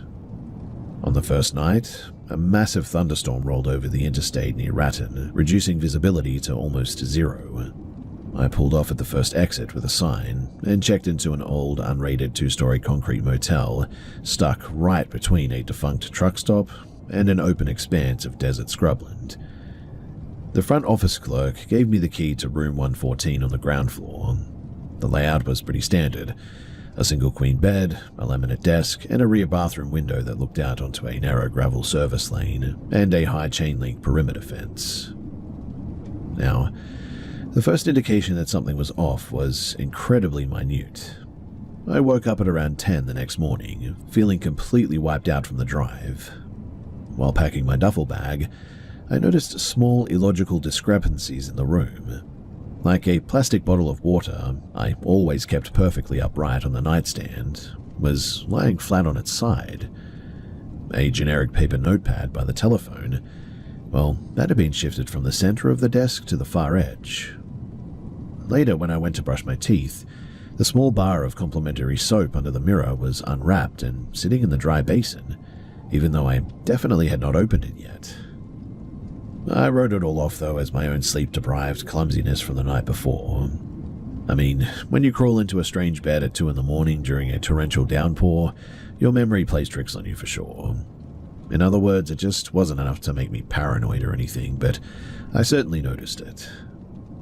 Anyway, right around 7:15, I had walked out to my car in the gravel lot to retrieve an extra quart of oil from the trunk before the midday heat hit. The morning air was dead silent.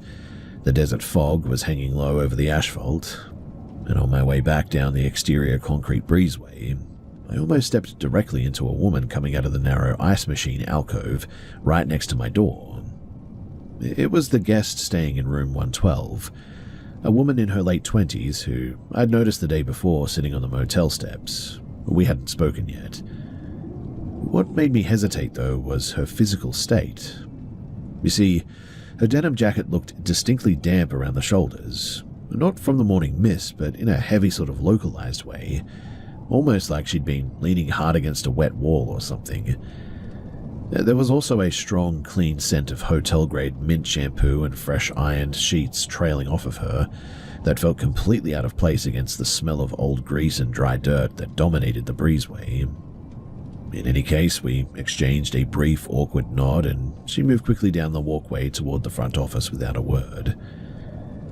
When I reached my door, the brass deadbolt, though, was completely unslotted, and the door was resting against the frame, held shut only by the loose interior latch chain. That was the detail that really didn't sit right with me. I am incredibly systematic about checking that deadbolt until it clicks, specifically because the car was full of my valuables and the motel area felt completely isolated, so I wanted to make sure everything was locked up in there. Inside, the room appeared untouched, but the physical arrangement had definitely been altered.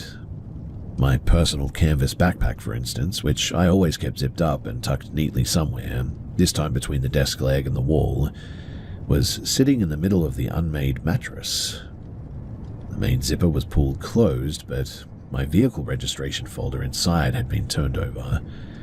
The small plastic clip that I used to keep the insurance cards organized had been removed from the front sleeve and placed neatly on the very back of the logbook instead. It had definitely been inspected and looked at for sure and then left behind for some reason. Later that afternoon, I saw the woman again by the vending machines near the office. I walked over, keeping my voice entirely neutral and casual, and asked if she had noticed any maintenance workers checking the ground floor units that morning, or if the front desk had needed to verify the water pressure in our block or anything. She didn't look up from the selection screen. She dropped her quarters into the slot and said, sometimes the office needs to verify the older infrastructure before the heat spikes the lines. It's fine.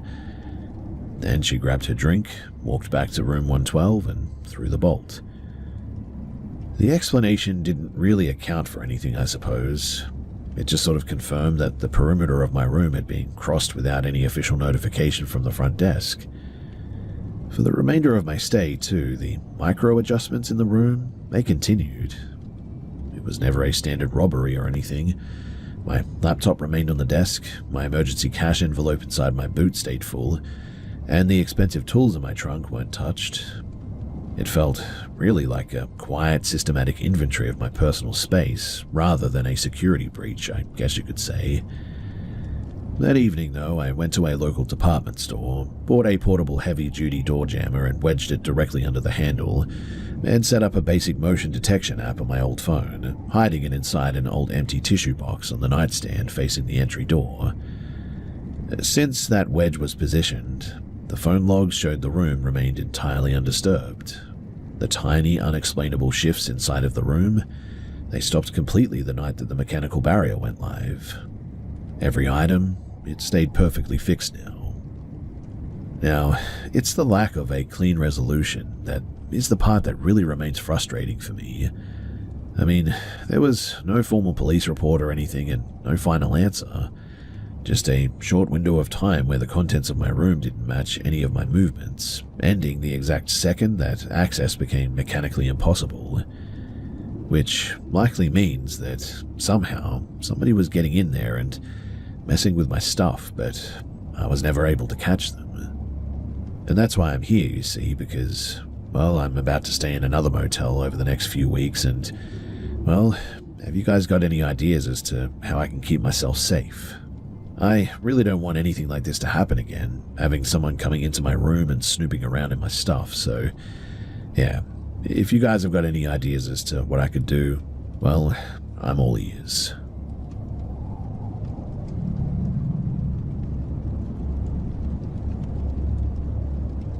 At the time that this happened, I was living in a shared student house in Boston. I didn't have a car, so my entire life relied on the subway system. Every Monday and Thursday night, I had a late-night biology lab that didn't wrap up until like 9:30, which meant that I was hitting the underground transit stations right as the commuter crowds thinned out and the platforms turned completely desolate. Now, I met this guy, a low-key sort of guy, during a massive pre-semester orientation mixer for the science department.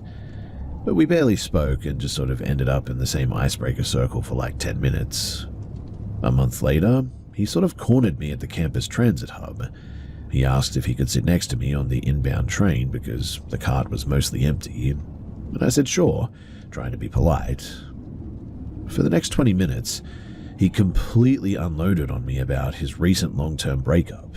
It was heavy, intense venting, and he talked about how he couldn't sleep, how his ex had ruined his head, and how he was struggling to find a reason to clear his class schedule.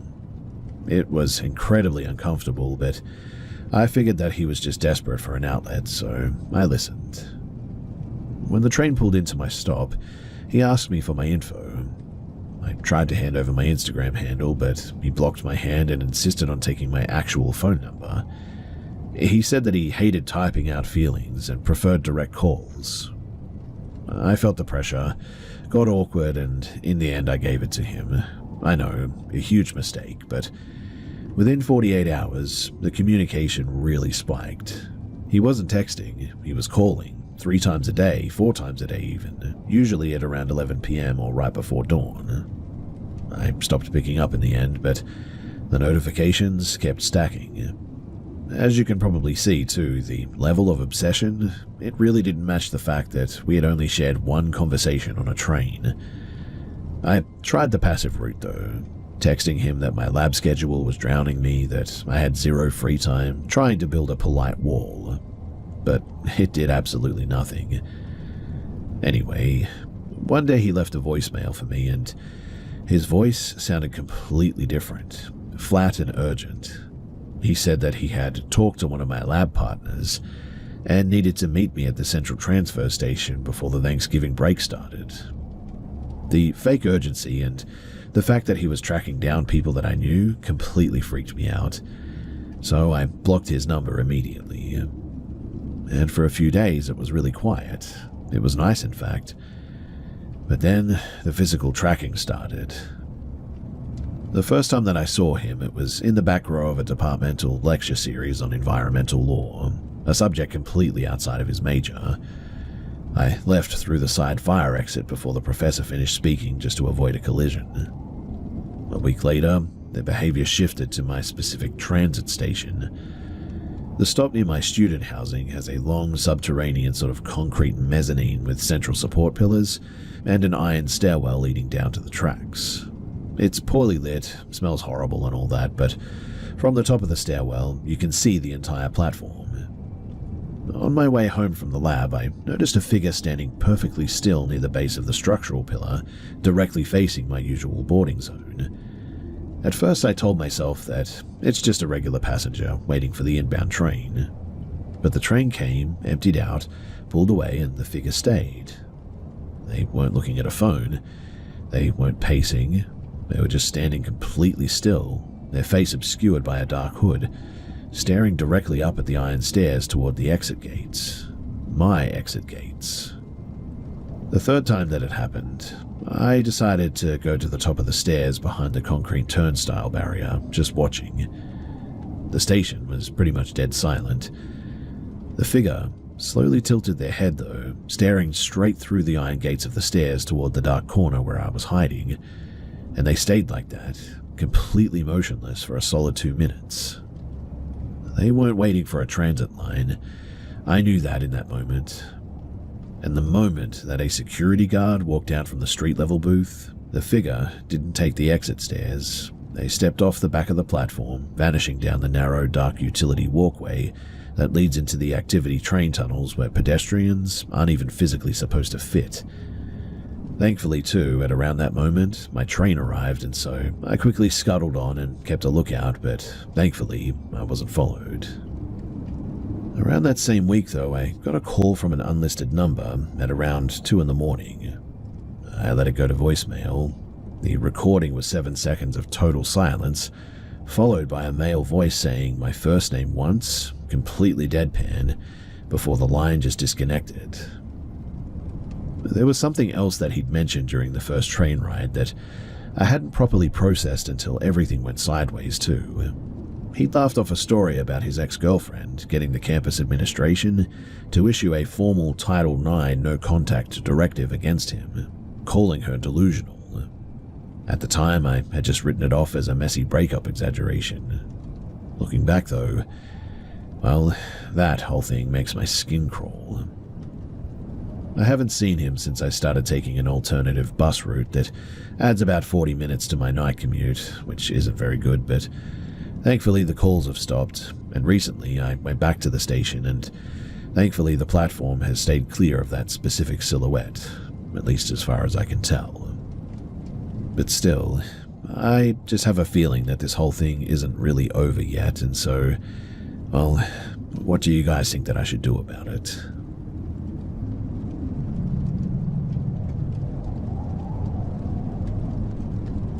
I recently heard a story here that reminded me of a situation from years ago when I was renting a room in a converted shoe factory turned apartment complex just outside of Providence, Rhode Island.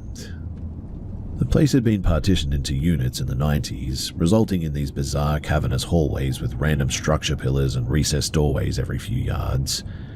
I used to come back late from long drives to see friends on weekends, usually around midnight, and the building's landlord was incredibly cheap about the lighting, so the corridors were perpetually stuck in this sort of dim, flickering amber state. I started noticing, though, that whenever I rounded the main central elevator bank, I'd hear a distinct heavy rustling sound of a nylon jacket, from what I could make out, from one of the dead-end utility areas. It wasn't the sound of someone walking away either. It was the sound of someone freezing in place, the exact second that they heard my boots hit the concrete flooring. If I stopped, the entire floor went completely dead silent. If I kept moving, I could hear a faint, dragging footstep echoing from a completely different branch of the hallway than where the sound had originated from. I tried to convince myself that it was just the building's massive commercial air venting system through the old drywall shafts, but the timing was always too reactive, I guess. Anyway, one Sunday night in November, I had just gotten back from a weekend trip and was carrying 2 heavy duffel bags up the rear fire stairwell because the main elevator was out of service. When I pushed the heavy steel door to my floor open, I saw a guy standing completely still in the recessed entryway of an empty apartment halfway down my branch. He didn't have any keys out. He wasn't looking at a phone or anything. He was just standing in the dark with his hands buried in the pockets of a dark, oversized hoodie, staring straight down the corridor at the door that I had just come through. The second that he saw me drop my bags, he didn't turn or turn around or anything. He just sort of stepped out of the recess and started walking toward the central junction. Because of the way the old support pillars cut into the hallway, he blinked out of my line of sight for maybe 2 seconds. And when I stepped forward to see where he went, the hallway branch was completely wide open and empty, but I could hear the rapid, heavy slaps of sneakers descending the front stairwell at the opposite end of the building, which meant that he had cleared 40 feet of hallway and a corner in a fraction of the amount of time that it should have taken. When I checked in with the guy who lived in the unit next to the empty recess the next day, he looked at me like I had 2 heads. He swore up and down that the empty apartment had been locked from the inside for months, and that nobody ever hung out in that corridor branch. But for the rest of the winter, I kept finding the heavy fire doors at the ends of the halls unlatched all the time, held open by a tiny folded piece of cardboard wedged into the frame near the top hinge, just enough to keep the latch from clicking shut, meaning that anyone could slip in from the stairwell into the residential wings without making a sound. I think that I realized pretty quickly then that just because a hallway looks empty when you glance down it doesn't always mean that you're the only person there in the dark. And so from that point on, I've had my head on a swivel the whole time, and really, I don't know what else to do about it.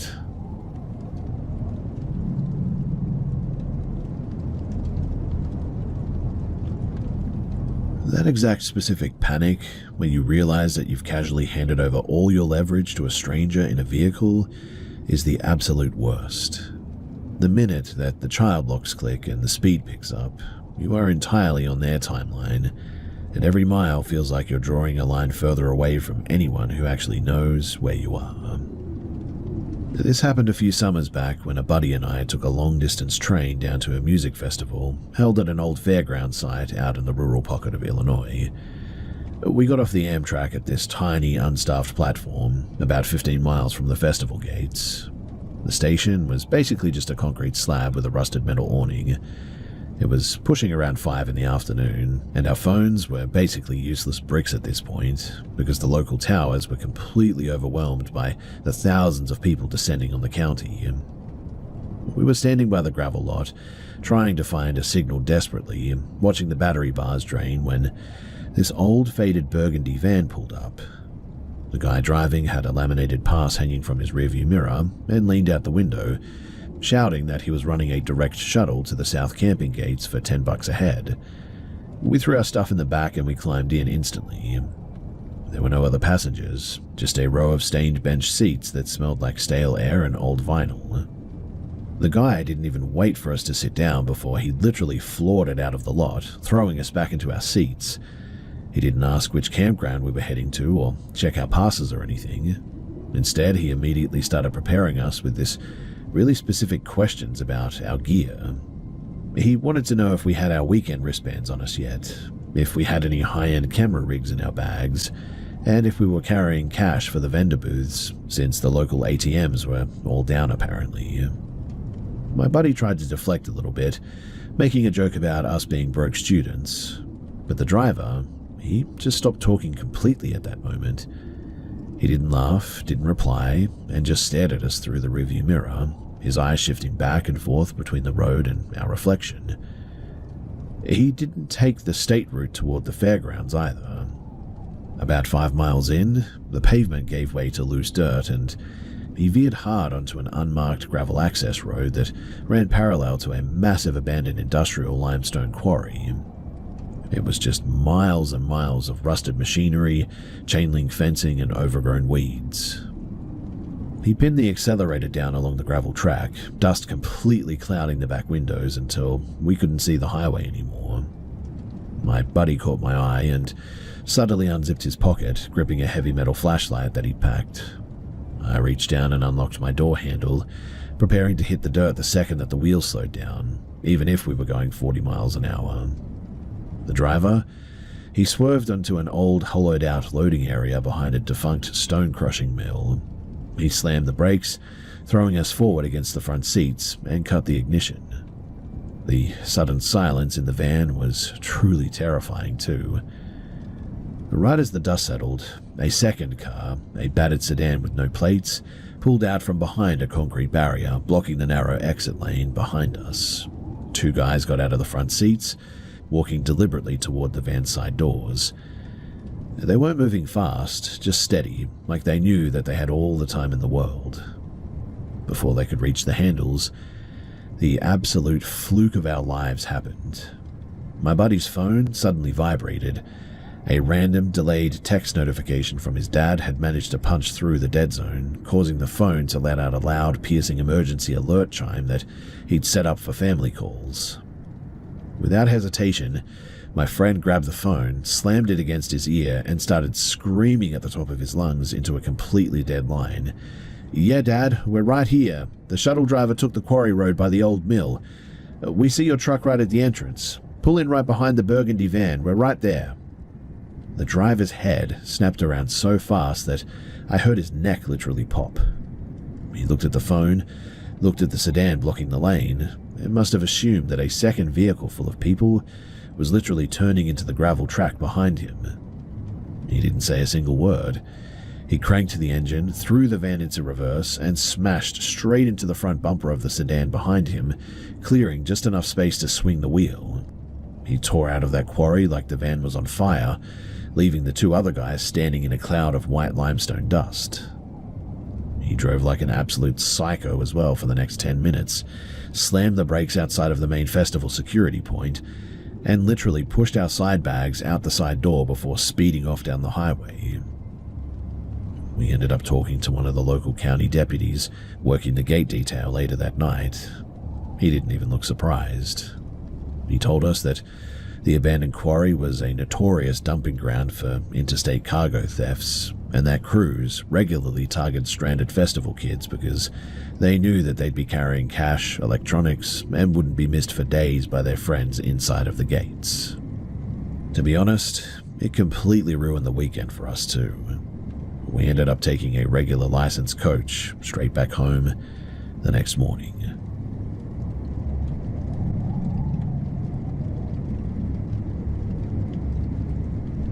So I had a bit of an unhinged experience with a rental place back in late 2024. This was a converted industrial loft space right near the shipyard in Baltimore.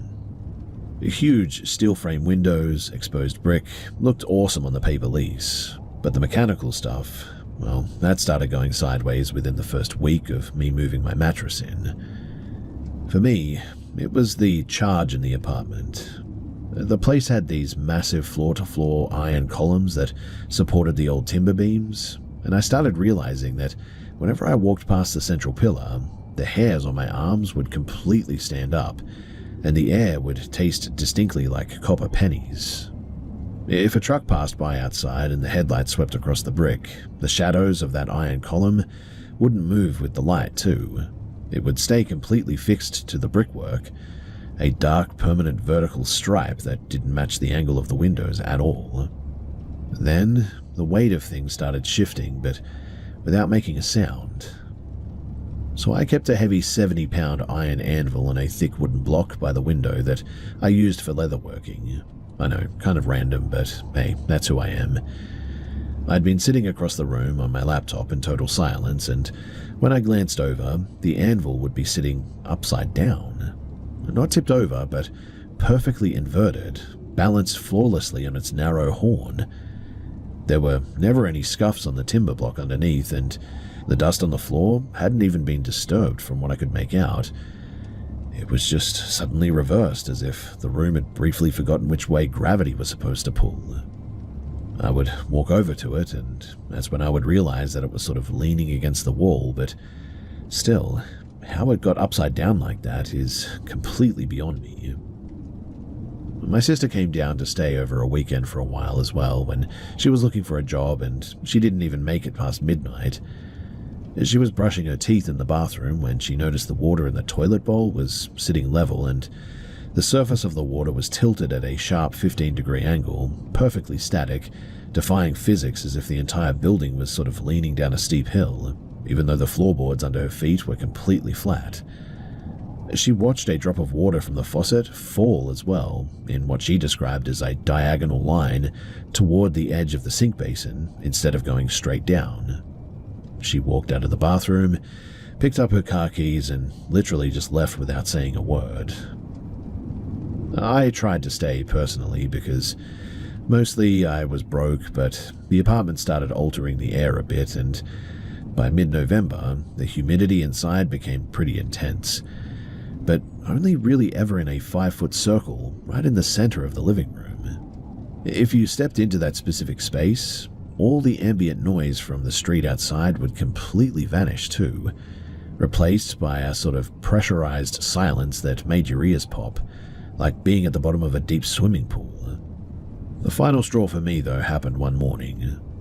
I was standing at the counter pouring cereal when the sound of the entire harbor outside, the foghorns, the gulls, the shipyard traffic, just instantly dropped away.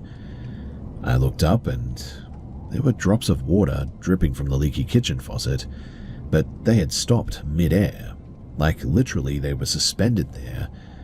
There were about 6 individual droplets hanging in a perfect vertical line between the tap and the drain, completely suspended in space, vibrating slightly like they were caught in a spider web. As I stared at them, a thick dark grey grease started seeping out of the solid metal joints where the iron column met the ceiling.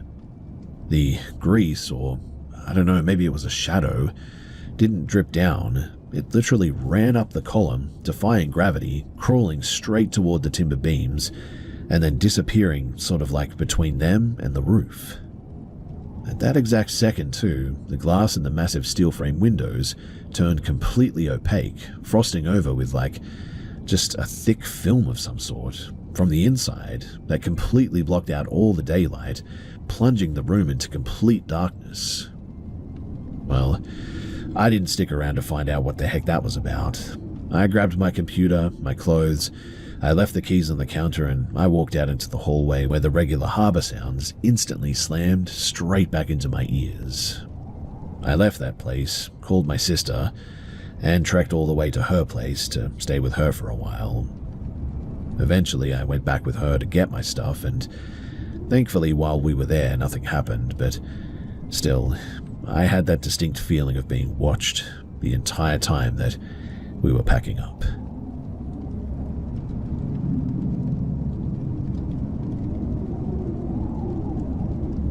To give you some context, I'm a 26-year-old woman, best friend of S, also 26 years old. Since her childhood, strange things have been happening with her paternal family, and I have personally witnessed bizarre events on 3 occasions. My best friend S lives part of the year with her uncle on a piece of land where there is a mobile home. Surrounded by several houses and land belonging to her family, S is of Romani descent. She no longer has contact with her parents, who were abusive and abandoned their children, which explains why she's been living with her uncle for like several years now.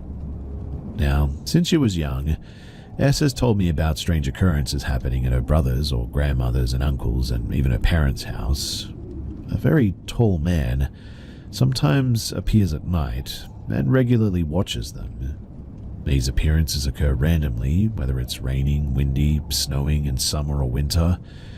This man, whose face is always unrecognizable, seems to stand in certain spots to spy on them late at night.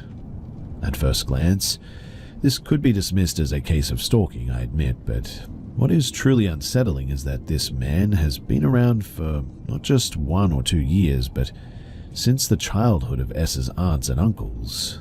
This man has been tracking them for generations, it seems.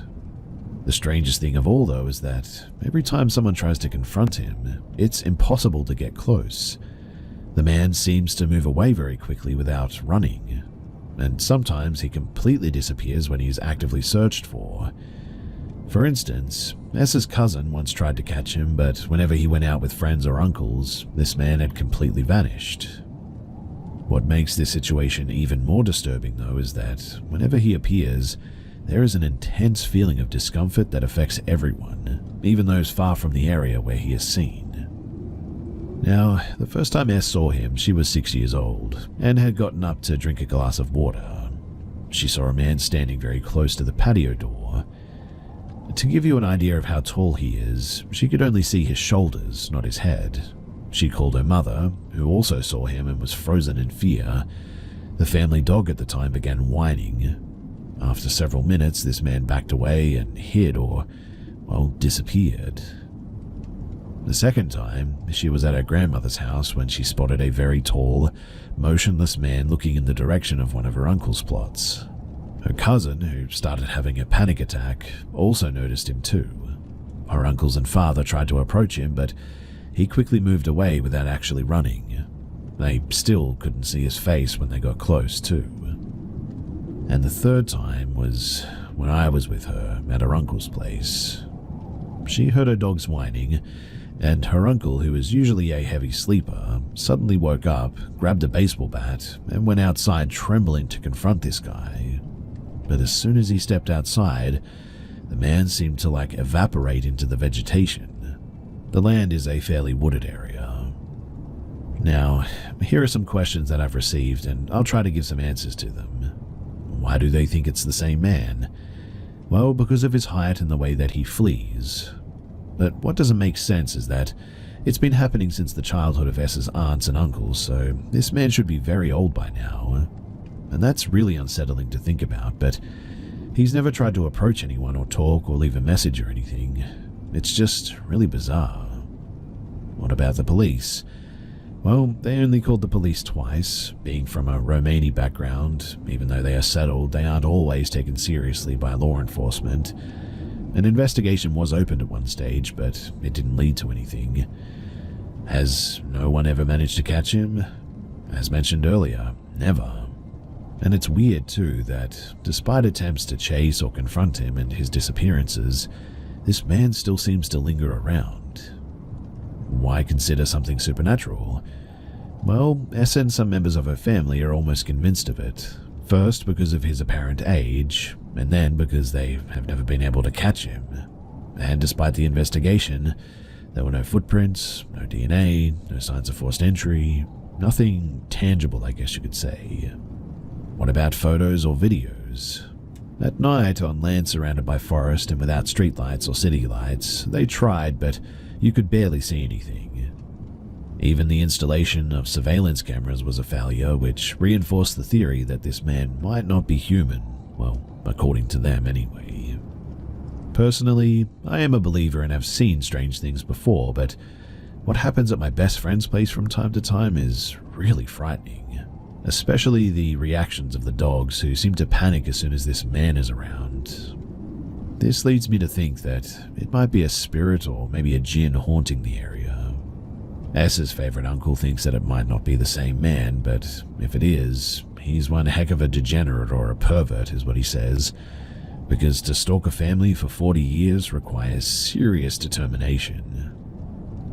So my question for all of you guys is, do you have any idea as to what this is, what his intentions might be, anything?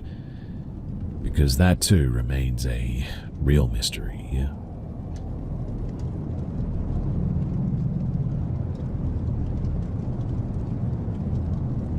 My sister and I went to the beach yesterday since it's still warm out in New York and we wanted to get some sun. Since it's after Labor Day and schools are back in session, there are no lifeguards there and really it's pretty isolated. We arrived around 11 in the morning and there was a couple sitting near us, as well as a man who was walking in the sand with his headphones in. Around 1 p.m, the couple who was sitting near us left the beach. The man who was walking in the sand was still there, and further in the distance were two women sitting on their beach chairs. My sister was sitting in her beach chair, and I decided to lay on my stomach to get the back of my body more tanned. When all of a sudden I hear my sister say in a very fearful voice to me, "There's a man coming toward us." But the man who was walking the beach with his headphones in came walking toward us, swinging his arms back and forth. I immediately got up, and he was now on the edge of my beach blanket. Both my sister and I panicked in the moment and basically froze. I asked him if he needed something, but he didn't say anything. He just stared at my sister and me. My sister said, "Let's get our belongings and let's just go." We got off our beach blanket and we exited the beach, but the whole encounter really had my sister and I shaken up. I mean, I don't know what he was going to do to us, or if he would have been waiting for us in the parking lot or what. But the look in his eyes is something I'll never forget. We immediately contacted the police after this and we filed a report.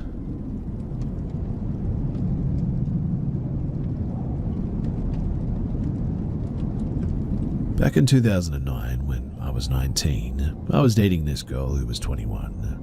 I was in college and living at home with my mum. My girlfriend and I had been together for about a year at this point. She had been invited to a co-workers party in a nearby town. I wasn't feeling well that night though, so I decided to stay home. Now, to get from our town to the co-workers town, you had to drive through a long stretch where it was just woods on both sides of you. I think it was late fall at that time, so it was getting darker earlier. She was driving home at around 7:30 or 8 o'clock when she called me from that wooded road just to chat along the way. But the call ended suddenly. You might be thinking the call got dropped because, well, she was driving through a wooded area, right? And that's what I thought too. She called back almost immediately. I answered the phone, but it wasn't her. It was a deep voice, but it was completely clear. What I mean by clear is that it wasn't like staticky or anything. To this day, I 100% maintain that it was not radio interference too. Anyway, the voice was deep, clear, and sounded urgent and angry. It was speaking in a language I've never heard before.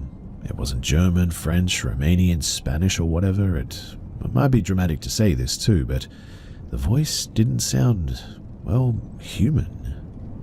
I wish that I could somehow record my thoughts so that I could post the memory of this voice for all of you to hear, because it was just indescribable. I remember sitting there though. I was in my bedroom at the time, completely frozen, holding the phone to my ear. I eventually got up in a panic and ran to my mum in the living room. I handed her the phone and frantically said, "Please listen to this." But as soon as she put it to her ear, the phone hung up. Just like before, my girlfriend called back almost immediately. I hesitated to pick it up this time, but when I did, it was actually her. And the first thing out of her mouth was, "What the heck was that?" According to her, I'm the one that called her back, and when she picked up, she heard the same voice that I did.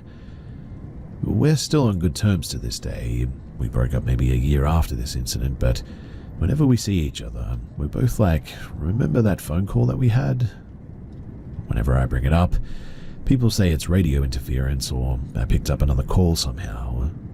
I'm willing to accept a non-paranormal explanation if it's a good one, but it was definitely not radio interference, so do you have any other suggestions or thoughts?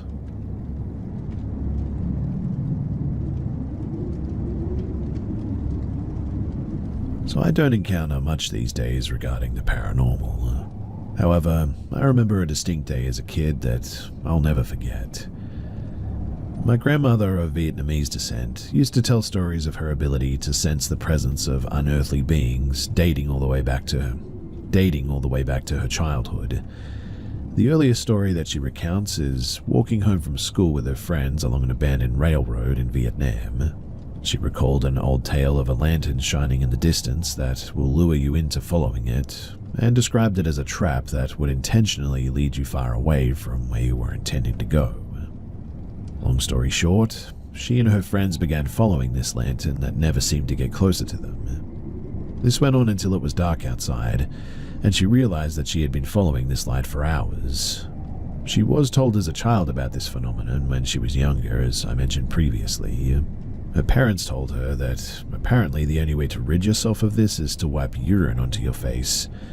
I know that sounds questionable at best, but these were her words. Apparently once they did that too, they snapped out of it. Fast forward to my childhood though, and her later years in the States, she claimed that there was a dark portal in the room attached to my childhood bedroom. I'm not sure why she chose to mention this at a family dinner of all places, but our family was very open about these things as my entire dad's side was practicing Buddhism and believed in these things. Well, one day when I was 14 or so, I decided to ditch summer camp and walk home. About 2 miles, I think, and I got home at around mid-afternoon. I shower and start watching the show Weeds on Netflix, when I see my mum walk outside of my room towards the air conditioning control panel. She never turned to look at me or anything, didn't even acknowledge the fact that I was home, when I wasn't supposed to be, let alone the fact that she wasn't at work for some reason. There was no exchange of words or anything. She then proceeds to walk towards the living room, away from my bedroom and hallway, only to find out hours later that the garage opens and she got back from work. She questioned why I was home, and I told her. Also, I told her I literally saw her a few hours ago outside of my room, only to be told that she was never home. The figure, though, was definitely my mother. I mean, without a doubt.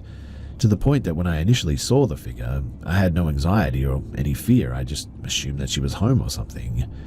I mean, I was cozy watching my show, so I figured she wasn't trying to bother me. But no, she wasn't even there to begin with. I told my grandma this story a bit later, and she told me that she saw a version of my deceased grandmother in that hallway as well at one point. I never really believed in the paranormal. I certainly didn't believe my grandma's story. I mean, urine on the face and all that. But this story, it seriously still gives me goosebumps and honestly makes me question myself.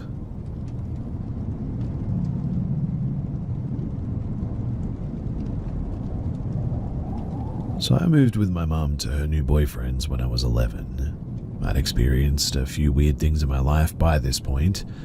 The house was very run down and outdated before my mum redecorated, and I was put in a nicely sized room in comparison to my old one. Younger siblings get the smallest, right? But like I say, it was very outdated.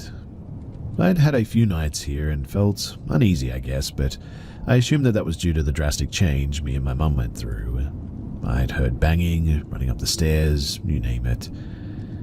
Anyway, it was day. I often caught glimpses of something through the crack of my door and had a look, but nothing was ever there. I got into the habit of looking through the crack and then entering my room. So I did just that, saw nothing through the crack and then entered my room. But I froze in place because there stood a woman with dark, permed hair. She was facing away from me, but I could tell that she was old by her arms and posture. She was stood near my window at the right side of my bed. Naturally, I was terrified and glad that I slept on the left. I ran down in a panic and screaming and told my mum that I saw an elderly lady in my room. She didn't quite believe me at first, but was freaked out too. We left it there so that we didn't scare ourselves too much. A few days passed and I walked in from school to my mum in the kitchen. She said that she'd spoken to the neighbor about me seeing an old lady in my room. The neighbor said how there was a lady that lived there before my mum's boyfriend moved in, and her bedroom was the one that I was staying in. And apparently, she had died in my bedroom and was discovered a few days later. So that was creepy. That didn't freak me out too much, I guess, as that is the case for most houses.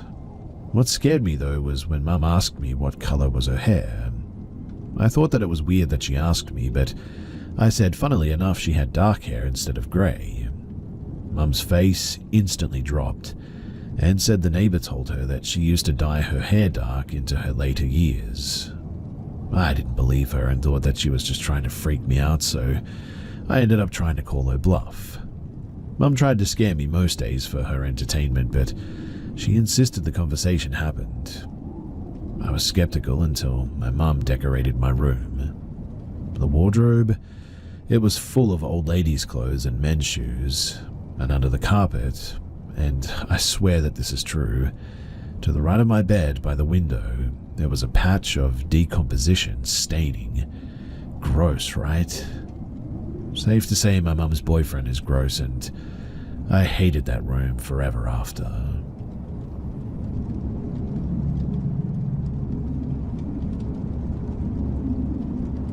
So I've been hesitant to share this, but I think it's time. What happened to me and my family in our old home, it still chills me to the bone. A few years ago, my family moved into a large old house that had been in my family for generations. It's a beautiful place with a lot of character, but from the moment that we moved in, something always felt off. The first sign was the constant feeling of just being watched. We would frequently hear footsteps when nobody was around, and doors would open and close on their own too.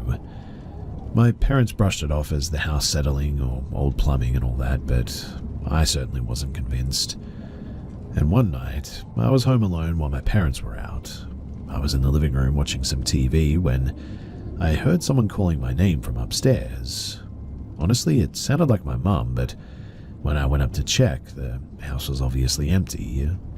I called out but got no response.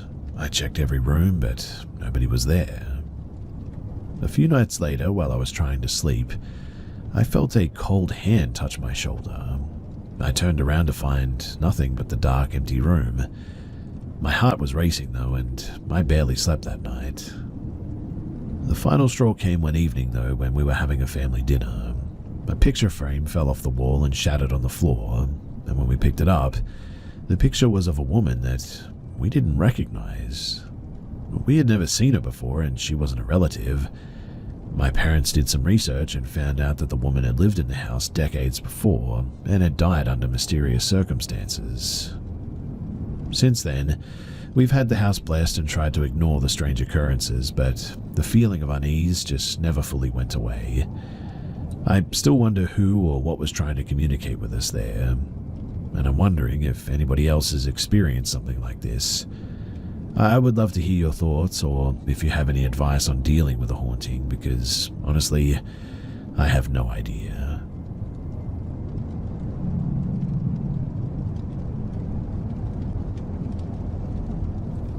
Let me start with a bit of a backstory.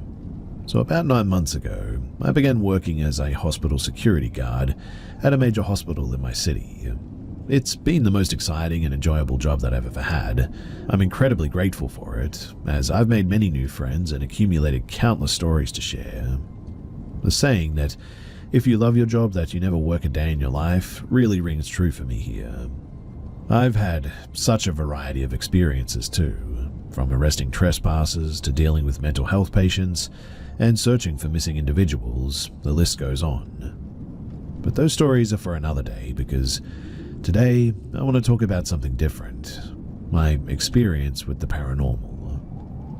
Before I started this job, I was already intrigued by the idea of paranormal activity in a major hospital. I mean, people pass away in hospitals every day, so you'd think that it would be a hotspot for ghostly encounters, right?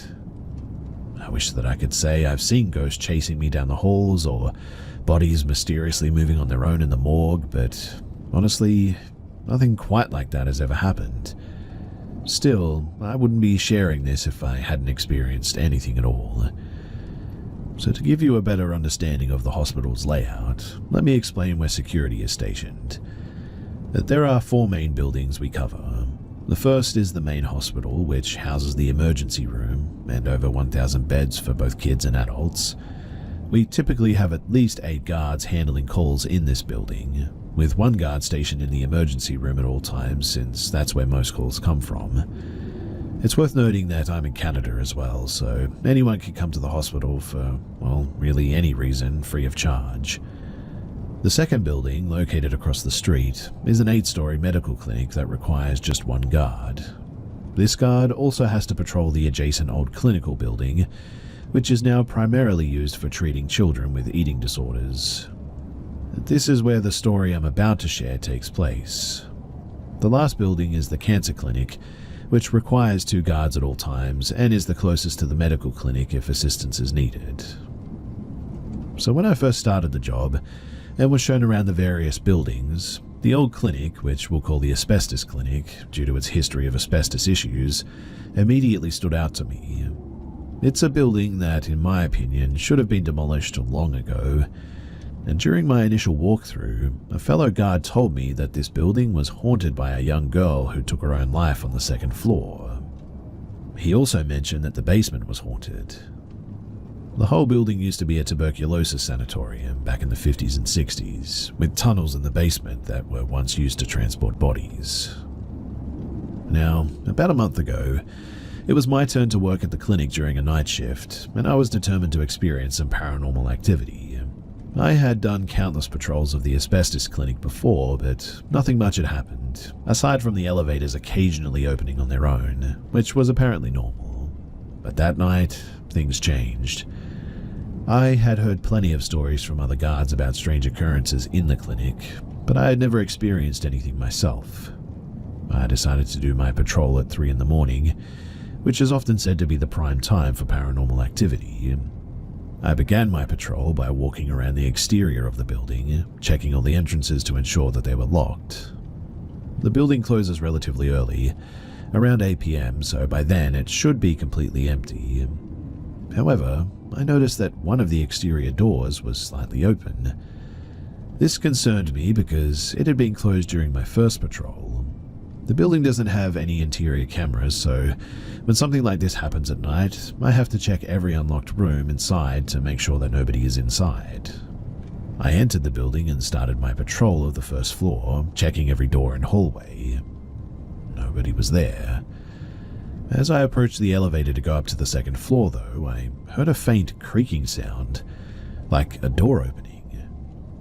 At that, I immediately radioed my team lead, informing her that I had found an open door and was hearing noises.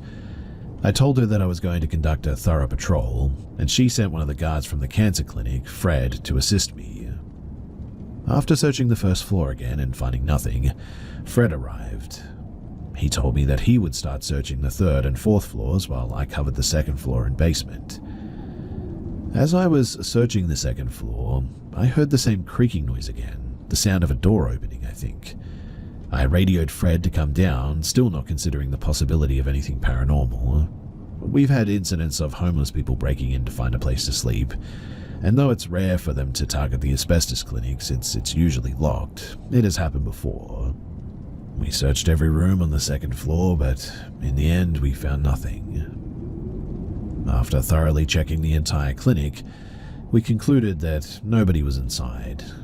Fred returned to the cancer clinic, and my team lead made a joke that it was probably just a ghost. And that got me thinking, this might be the perfect time to continue my ghost hunting. So I went back into the building, determined to capture some activity. I sat down in a chair on the second floor, and I began waiting to see if anything would happen.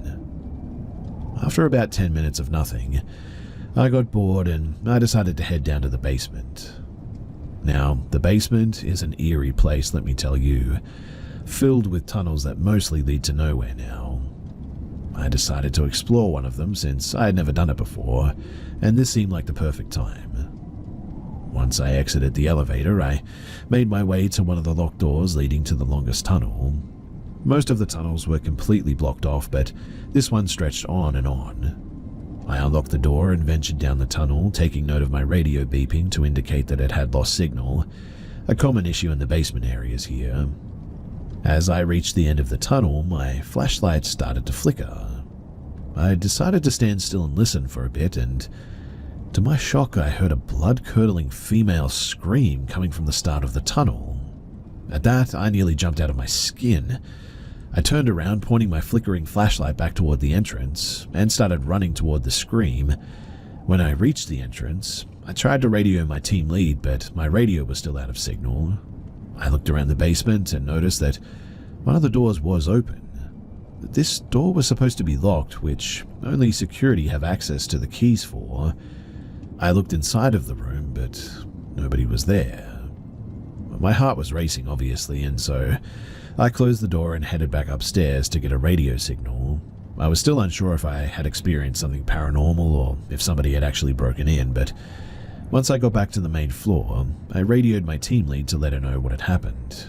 She sent Fred back to help me investigate the source of the scream. When we arrived, we went back to the basement. I showed him the room that had been opened, and we both noticed a very distinct and strong smell. Something like that of a decomposing body.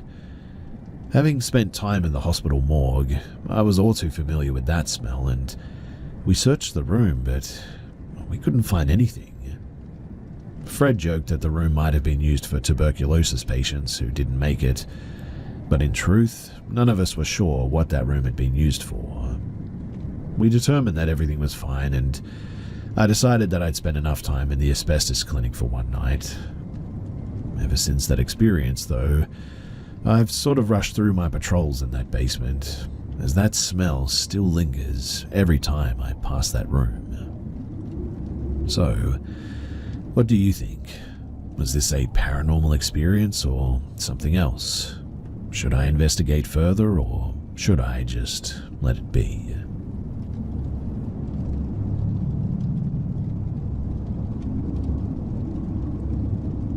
My first experience with the paranormal was actually a string of experiences. I was 16 and my family had just moved into a new home. Honestly, I really loved that house too. I had my own room that I picked myself, and I didn't feel any kind of hesitance while unpacking and decorating to make myself feel more at home. Everything was great. At least for the first week, that is. After school, I would get home with my little brother about an hour before my mum. And one day, I was the first one into the home. I threw my bag onto the kitchen table and found my cat stood frozen, staring at a door in the kitchen that led to our garage. I spoke to my cat. "Hey, what are you doing?" I walked towards him, but before I could touch him, a woman's scream came from the garage, and my cat literally sprinted from the room. I followed at that, taking my little brother with me outside and calling my mum. My brother insisted that he didn't hear anything though, and my mum suggested that I must have imagined it, but I knew that it was real because, well, my cat reacted like that.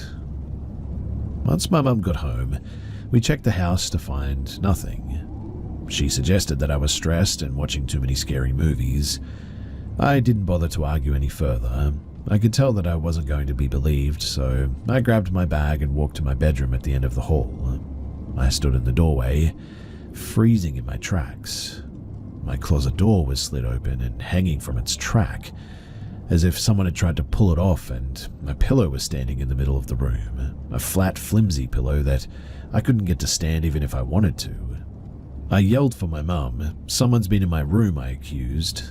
She came back, my little brother trailing behind her. I pointed in the room, only to find the pillow now laying flat, as it should have been the whole time. "You must have knocked it off the bed when you woke up this morning." She brushed it off, but I knew that I hadn't, and even if I had, how was it standing like that? I played with the pillow for like several minutes, trying to mimic the position that it had been in, but I just couldn't get it to happen again. I mean, it just seemed impossible to me. I went to bed that night without a problem, and while I did think that what had happened earlier that day was strange, I didn't lose too much sleep over it, but I was prone to waking throughout the night, so, like clockwork, I awoke around 3 in the morning and got up to go to the bathroom. When I returned to my doorway and to my bedroom, I froze. The light from the bathroom shined just barely into my room, making it impossible to miss because I could see a figure sitting on the edge of my bed. It had no features, just the shadow of a large man. I leaned forward, squinting my eyes, trying to adjust my vision to the darkness of my room, but before I could move any further, the figure stood and instantly charged at me. I have never screamed so loud. My feet came out from under me and I hit the floor, my hand flipping on the light before I had lost my balance. And when I looked again, nothing was there. My mum and brother were there in an instant, wondering why I was screaming and now crying on the floor. I tried to explain, but "You were dreaming," my mum told me. I was awake, I was up.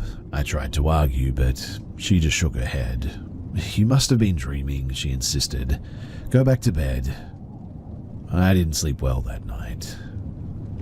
The next day, surprisingly, went fine. That is, until I was back home from school. That house suddenly didn't feel like home to me, and my room did not feel like mine anymore. I felt like I was invading somebody else's space, and I was sort of apologetic. I then attempted to make a Ouija board out of cardboard and a clear bottle cap, because I was desperate to confirm my own experiences. "Hello," I said quietly, waiting for a response. Nothing. "I'm sorry if we've moved into your home. I'll be a good roommate. I'm very clean." I began to ramble, but the bottle cap, it never moved.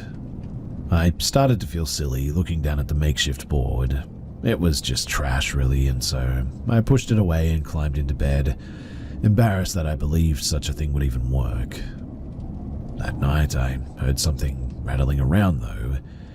I initially thought that it was a large house moth or something knocking itself onto my window. I flipped on my bedside lamp and noticed that the board on the floor, only the bottle cap was standing on its side, spinning like a quarter in fast circles. I let out a breath of air in disbelief, and the cap dropped, once again motionless. I jumped out of bed and grabbed the board, tearing it in half and shoving it in the trash. I kept my lamp on for about an hour before I started to feel tired again. Reluctantly, I flipped the lamp off and I drifted to sleep. I always slept with a blindfold on, irritated by the smallest bit of light, so when I awoke again feeling the cold air of my fan, I assumed that I had kicked my blanket off in my sleep. I felt around the bed, trying to find it to cover myself again, but no luck. I lifted my blindfold and I was horrified to see my blanket standing tall above me. It had to have been about 6 feet, towering over my body. I moved quickly, attempting to throw my feet to the side and run to the door, but the blanket fell, and I was forced back to my mattress, a weight suddenly suffocating me, as if somebody had just laid on top of me. I gasped for breath, trying to scream, but not a sound would escape my throat. I remember my eyelids fluttering as I lost consciousness from the lack of air eventually. That morning, I awoke with my blindfold lifted, my blanket tossed to the side of the bed, and pain taking over my body. I knew that I hadn't imagined it, and I came out of my room and I just couldn't stop myself from crying when I found my mum getting ready for work in the bathroom. I tried to explain, but again she didn't believe me. She never believed me, in fact. "You were dreaming," she said to me. "You can stay home from school today. Try and get some rest." I reluctantly nodded and I went back to bed, still scared to really go back to sleep, but I laid stiff and waited for the sound of my mum and brother leaving for the day. I heard the keys jingle and the door close. I was now alone in the home. I rolled into my stomach and cried into my pillow. I was exhausted, in pain, and scared. For several minutes I laid there crying, and then something happened. "I'm sorry about your mum," a man's voice said, clearly beside me. I gasped and sat straight up, but no one was there. I couldn't handle that. I couldn't handle being alone there anymore. So I got out of bed and walked myself to school, something I was usually too scared to do, but not nearly as scared as I was of whatever was in my home. We moved out of the home shortly after due to my mum getting married, and all related activities stopped, much to my relief, but I'll always wonder what it was and why it only seemed to interact with me. That was the first and strongest presence that I've ever encountered.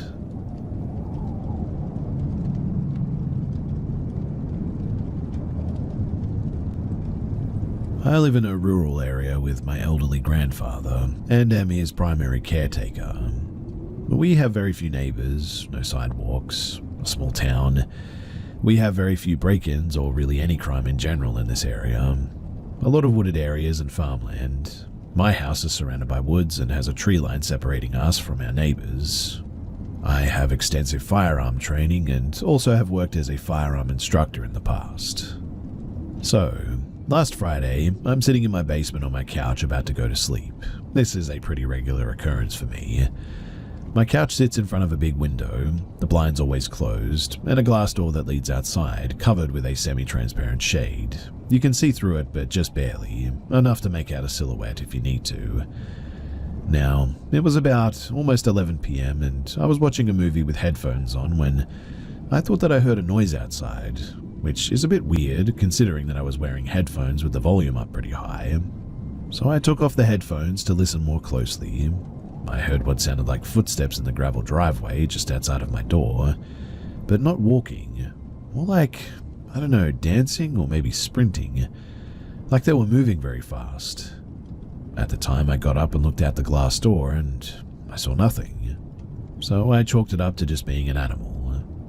I sat back down on the couch and was about to put my headphones back on when I heard 3 distinct taps on my window, just opposite my couch. Naturally, I'm a bit startled by that because no one I know is going to do that. They would call me or just knock on my door, especially this late at night. As I stand up again, I hear the gravel in the driveway rustling again, this time louder and as if somebody is running away. The direction that I heard them running is directly into a briar patch and densely wooded area. So I grab my rifle that I keep in the closet just beside the basement door, and I step outside. Using the flashlight attached to the rifle, I scan the tree line looking for possible threats because I'm convinced at this point that some people are here to rob me. I see nothing and go back inside thinking that maybe still, probably more trying to convince myself that it could have been an animal of some sort. At this point, I turn off all the lights inside and just sort of stand behind the glass door with the shade, with the outside floodlights on. This way I could see outside and nobody could see in. Just sort of watching. I was making sure everything was okay before I had to go to bed. It's extremely quiet outside, like in scary movies when they say even the bugs and the birds are silent. That was now occurring. Not a cricket or a locust, not anything was making a sound. As I'm almost ready to give up and say it was just my imagination, I see a flicker of light in the woods in front of me. If I had to guess, it was maybe the size of a dime, like a reflection of my house lights into metal or something, followed by the bushes rustling. So once again, I step outside and yell, "Hey," seeing if I could scare who or whatever it was away. And that was when I hear a loud whisper. That's the best way that I can describe it anyway. It was a whisper, but loud enough for me to hear it from about 100 feet away say, "Hey, back to me." I'm freaked out because I now realize that it's another person. So I shoulder my rifle, point the mounted flashlight back into the woods again, and yell back to them, "Wrong house, dude. Get out of my property unless you want to die tonight," or something along those lines. At that moment, to my right, I hear a person whistle softly. It sounded kind of like they were mimicking a bird, two soft whistles, coming from the same tree line just further to the right. At that point, I turn and aim my rifle about 20 feet short and to the left of the tree line, not in the exact direction of the noises in case it was just some dumb kids just pulling a prank or something, and fire 5 shots into the ground to scare whoever it was away. I kept the flashlight pointed at the tree line, scanning for any movement. My neighbor's dog started barking, I assume at the gunshots. I never saw any movement, anyone scattering, never heard footsteps running away, nothing at all. So I walked down to the right side where the whistle came from. The woods are not as dense there as there are no briar bushes there, and I continued to look through the woods looking for any sign of people, I guess, but I still never saw anyone. As I'm walking back up to my house, wondering what the heck just happened, my grandfather, 84, meets me at the door asking me what had happened. He is still of sound mind, but just not so much physically. So I explained to him what had happened, loaded his revolver and set it by his bedside, in case someone tried to break in during the night. We sleep on opposite ends of the house and on separate floors, so I thought that this was the safest option. After I get him back to bed, I go to the upstairs kitchen and I get a bottle of water from the fridge. As I close the refrigerator door, I hear footsteps, but this time on the roof of our 2-story home. The lowest point of our roof would require a ladder to access it. I mean, an Olympic high jumper couldn't make that leap. My whole body is covered in chills at this point. The hair on the back of my neck is standing up. Utter fear is the best way to explain it. My grandfather, being almost deaf, of course didn't hear it, and I'm sure he was already back asleep anyway, but I instantly froze, listening. The footsteps were heavy, grown man-sized at least. They were walking slowly from his room to the kitchen area where I'm at. There's a skylight on the roof of the kitchen, so I remain still and look up towards it, praying that nothing would be looking back at me. I waited a few minutes, the footsteps continued, back and forth from one side of the house to the other. I decided to run back downstairs, and quickly I grabbed my rifle and run outside, not knowing at this point who or what I'm dealing with, just relying on my training to be able to neutralize the threat if I need to. I try to calm myself, focusing on controlling my breath, as I go to the front yard and begin to scan the roof with my weapon's mounted flashlight. Again, I see nothing. I walk around the house, scanning the trees and the roof for any signs of anyone or anything, but I saw nothing. I repeated this twice, yelling out a few times, "I don't know what you are, but you better get the heck out of here." And eventually I just gave up. Returning inside to watch some TV with my rifle in hand all night now, I sat there and really, that was the end of it. No weird or unnatural occurrences since that night. Needless to say, the last few nights have been a bit rough for me with little to no sleep. I'm still unsure exactly what happened, and I mean, I've never had any hallucinations before. I'm not sure even hallucinations could be that real. I told some family and friends what had happened, and they all kind of brushed it off. They said that I could have imagined the footsteps, or the whistle could have been a bird. It was kids playing a prank, stuff like that. But I just am not so sure about that. All of this has left me wondering a few things. Am I crazy? Did I actually hallucinate all of it? If I did, why did the hallucinations only last for like one night? Could it have been an extremely well-executed prank? Well, I guess. Although I'm really not sure who would have done that and not have jumped out with cameras after or something, announcing that it was a prank. The whistle could have been a bird noise, sure. I'm not a bird expert by any means. but the loud whispering of hay or the distinct loud footsteps on the roof afterward, I really don't think birds can speak or are like 200 plus pounds. Anyways, that's my story. It's the first possible cryptid encounter that I've ever had, or paranormal or whatever. I've experienced some weird, unexplainable things in my past, but I'm definitely a skeptic at best as far as paranormal things go. But that encounter, it definitely freaked me out and has me questioning things, even now.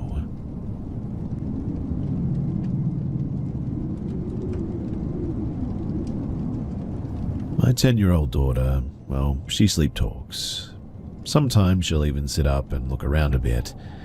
And last night, she dozed off on the couch, and 15 minutes later, she sat up and said, "Where did it go?" I said, "It's okay, honey, go back to bed." She laid down and asked me again where it went. I said, "Go back to sleep." And then I immediately heard a man's voice right in front of me say no. I looked at my daughter and she was asleep again. My husband was in another part of the house in our bedroom asleep, and honestly, I'm still very shaken. There was a man who passed away in our living room in 2017. There was also a man who shot his wife in the head with a shotgun in 1986 in the driveway across the street. We also live by a cemetery, like next door, I mean. I never really felt spooked as well until, well, last night, and I haven't slept. The voice was so aggressive, and I just hate this so much. It was close and it was real. I don't know how else to explain it. I've asked my daughter if she ever has dreams about ghosts or sees ghosts, but she said no. I asked if she thought the house was haunted, and she said, "Well, there are the dimes." I forgot about the dimes. Apparently they fall on her. She has so many dimes now because of this too. We rarely use cash though, and she has a reloadable cash card, so we have no idea where they came from. Like, for instance, she'll be in the kitchen and I'll hear a coin hit the floor. She'll say, "Thanks, Jeff," and put it in her bank in her room, and I honestly forgot about all that. I didn't tell her what happened last night because, quite honestly, I think it will terrify her. The dogs too, we have 3 boxer dogs that heard it as well. When I told my husband about what had happened, he asked me if that's why the girls woke him up scratching at the bedroom door trying to get out. They usually all pile in bed with us. I heard them scratching at the door, but not until much later, and I had gotten up after my heart calmed down and decided to go pee once more before crashing for the night. The dogs, though, they never do this. They go to bed when he goes to bed, and they stay there all night. Also, just now my daughter actually said to me, "Do you think people can talk to ghosts?" Do consider that we went to the new Beetlejuice movie after school yesterday, so that could be related, but I said, "Well, anything's possible. My grandpa always said, if someone said that they saw this or that, never dismiss it because, well, you just never know." My daughter then said, "Isn't he the grandpa that worked in the Air Force at Roswell's, the alien place?" I said, "Yeah, Roswell." She asked, "Did he believe in aliens and ghosts?" I replied, "Oh, yeah, he had an author that he loved that talked about supernatural encounters all the time. I cannot remember his name, but my grandma would say that he was crazy when he'd bring this sort of thing up." She said, "Well, she wasn't lucky enough to see that sort of stuff, I guess." I said, "Why do you ask?" And she said, "Oh, I was just curious." Also, Jeff, the man who died in our house, he was a nice guy and a bit of a family friend. We've always said Jeff jokingly, and we've agreed that if he were to do anything, that he's obviously nice, if he's leaving us money. The voice I heard was forceful though, and almost angry. Nothing has happened since then, and my daughter has seemed unfazed. I've also been sleeping a lot better. Well, after a couple of days, that is.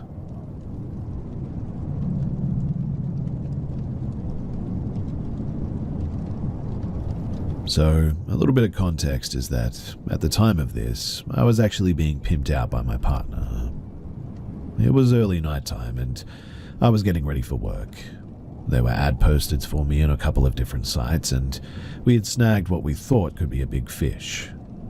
I messaged this John for about half an hour before agreeing on a house call. The house was completely across the street, in a very wealthy neighborhood. The John told me to let me know when I arrived. He was working on his PC in an upstairs bedroom or something. My partner and I got into the car and drove to the address provided. He always waited nearby while I worked, but when we arrived at this house, we both felt, well, really uneasy. I messaged the John once I was in the driveway, to no response. I got out and started to approach the door, and my partner came with me. The door was large and made of heavy wood, with a fancy frosted glass window in the center. When I knocked, I realized that it was actually ajar. The hairs on the back of my neck stood up as I slowly pushed the door open wide. The interior of the house confused me further, though. I was faced with a short hallway leading into a grand living space. There was a beautiful fireplace in the center, complete with a crackling fire going. To my left, I noticed a dark doorway. But the strangest thing of all was the lack of furniture. From the front door where I stood, I could see nearly the entire living room. There wasn't even a single chair. No photos on the wall, nothing but the fire in the fireplace. I stood frozen in the doorway for a moment. My partner stepped past me into the house. I started to flee, but curiosity and fear kept me locked in place. He stepped forward and looked into the doorway to the left. He recoiled a bit and shouted, "Hello, hello," a few times. He turned to me and shoved me out of the doorway, and at this point, I found my legs again and sprinted to the car. We drove in stunned silence for a moment until we stopped at an all-night pharmacy. I asked softly, "What was in that room?" He said, very slowly, "An air mattress with 2 people on it, sleeping. Well, I hope."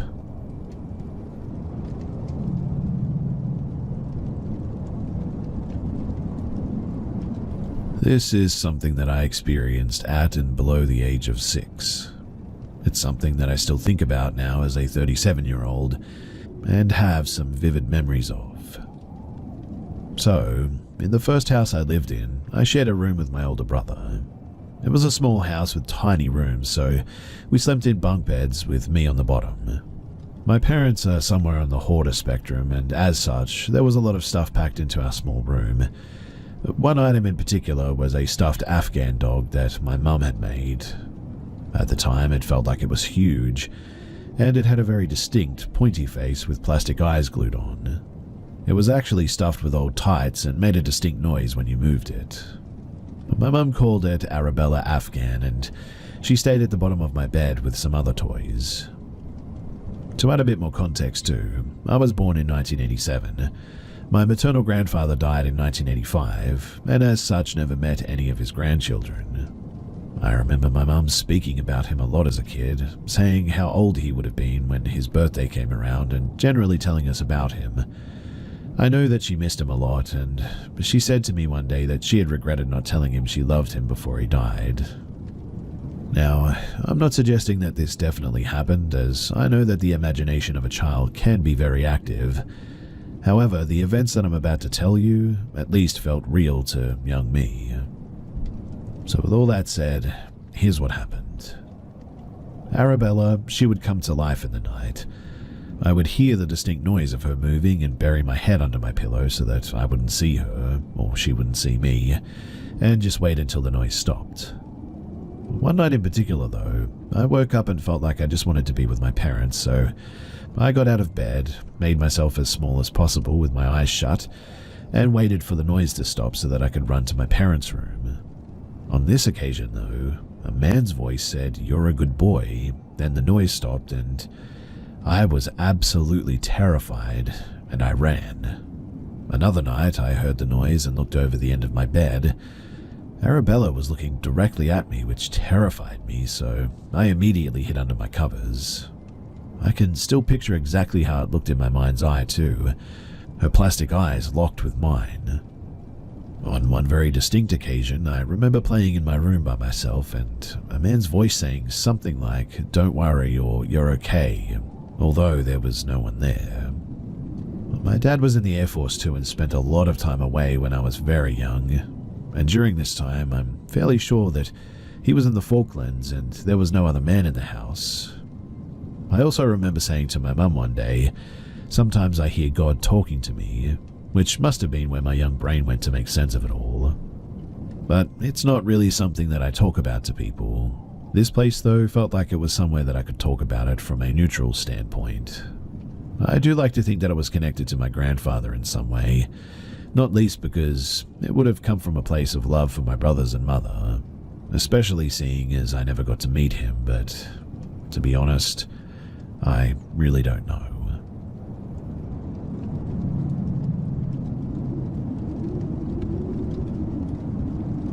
So I used to be a paranormal investigator as a hobby, and thought that I'd share my most memorable encounter with all of you guys. Now, there was a house in Corinth, New York that I investigated several times, partially because we got more interesting stuff there than anywhere else, but mostly because the woman living there was scared of her daughter. She thought that she might be possessed due to her change in behavior, sudden mood swings, depression, all of that. This family's home had been in their name for generations, and they knew of 2 people who had died in the home. They also believed that, well, many years ago, somebody had performed some type of witchcraft in the attic. Anyway, let me get to the specific encounter. So my team and I were in the kitchen with her doing an EVP session. We didn't feel much of a presence, and we're getting ready to wrap up the session when suddenly the temperature under the table that we were sitting at felt like it dropped 20 degrees at least. I had a one-touch thermometer with me, so I quickly scanned the air above and below the table, and sure enough, there was a stark difference in the temperature. This woman's mother was one of the people who had passed in the home. In fact, she had died right in the kitchen that we were sitting in, so I looked at the woman and told her that I had a feeling that her mother might be with us, and asked if she had anything she wanted to ask her or anything she wanted to say to her. She started talking. I don't recall much of what she said, but the things I don't remember are sort of irrelevant to this anyway, because what I do remember was when she suddenly paused, looked up and said very softly, "Do you remember that squirrel we used to feed every day? Do you remember what we called him?" Long story short, I reviewed the audio about a week later, after she asked that question. I could see that there was an audio fluctuation, so I queued it up and listened with headphones on full blast to see if I could hear what was said, and it sounded like Nuthead. It took me a few times listening to it to decide that that was definitely what I was hearing, and well, I went back to the house a few days later to go over the evidence that we captured with her. There was other stuff, but not as compelling, but when we got to this audio clip, I took out a piece of paper and wrote Nuthead on it, and hid it so nobody could see. I played the clip for her and asked her to tell me what she heard. After playing the clip, this woman just literally broke down in tears. Instead of waiting for a response with regards to what she had heard, I put the piece of paper down in front of her for her to read, and she started bawling even harder. Because Nuthead was apparently the name that her mother had coined for this squirrel. We talked to her mother that day in that kitchen. It's pretty wild to think about, and I still get goosebumps as I write about it now. This was probably 20 years ago now, but it's something that has stuck with me all this time.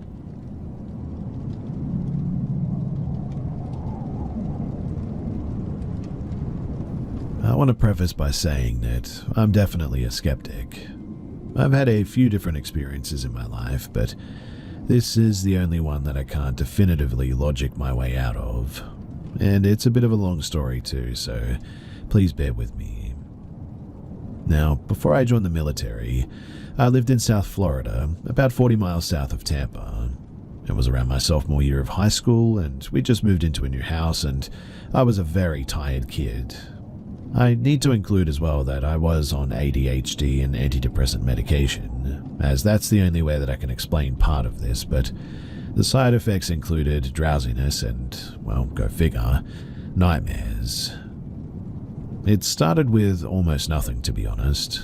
My dog would walk into my room and I'd say hi, and she'd almost immediately sprint out. One time she just stared at my closet and sort of shook.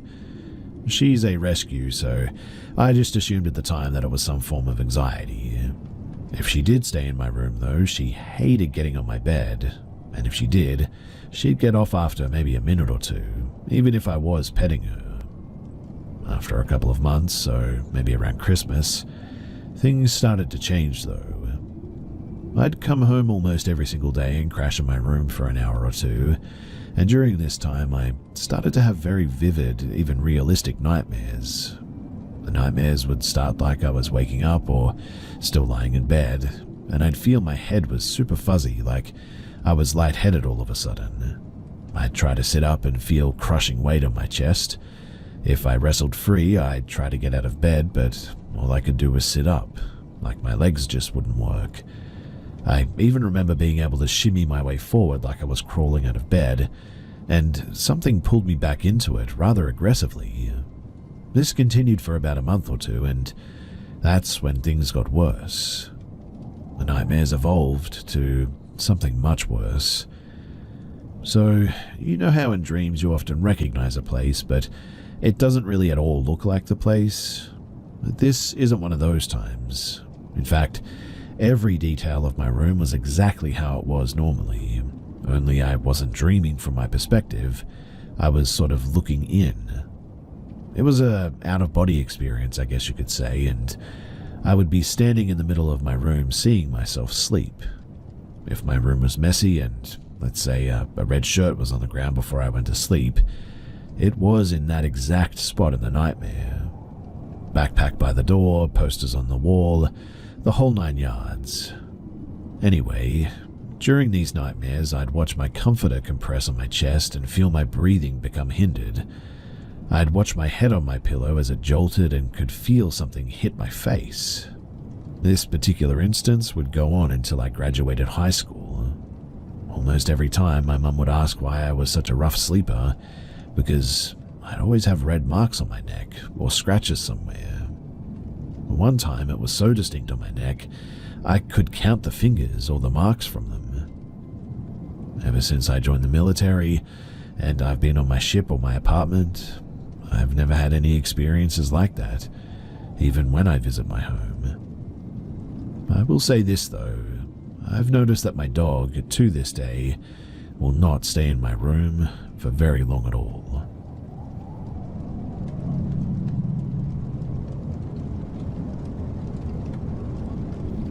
My house has been in my family for around 2 generations now, so it's a little bit old. Maybe 80 years, I would guess.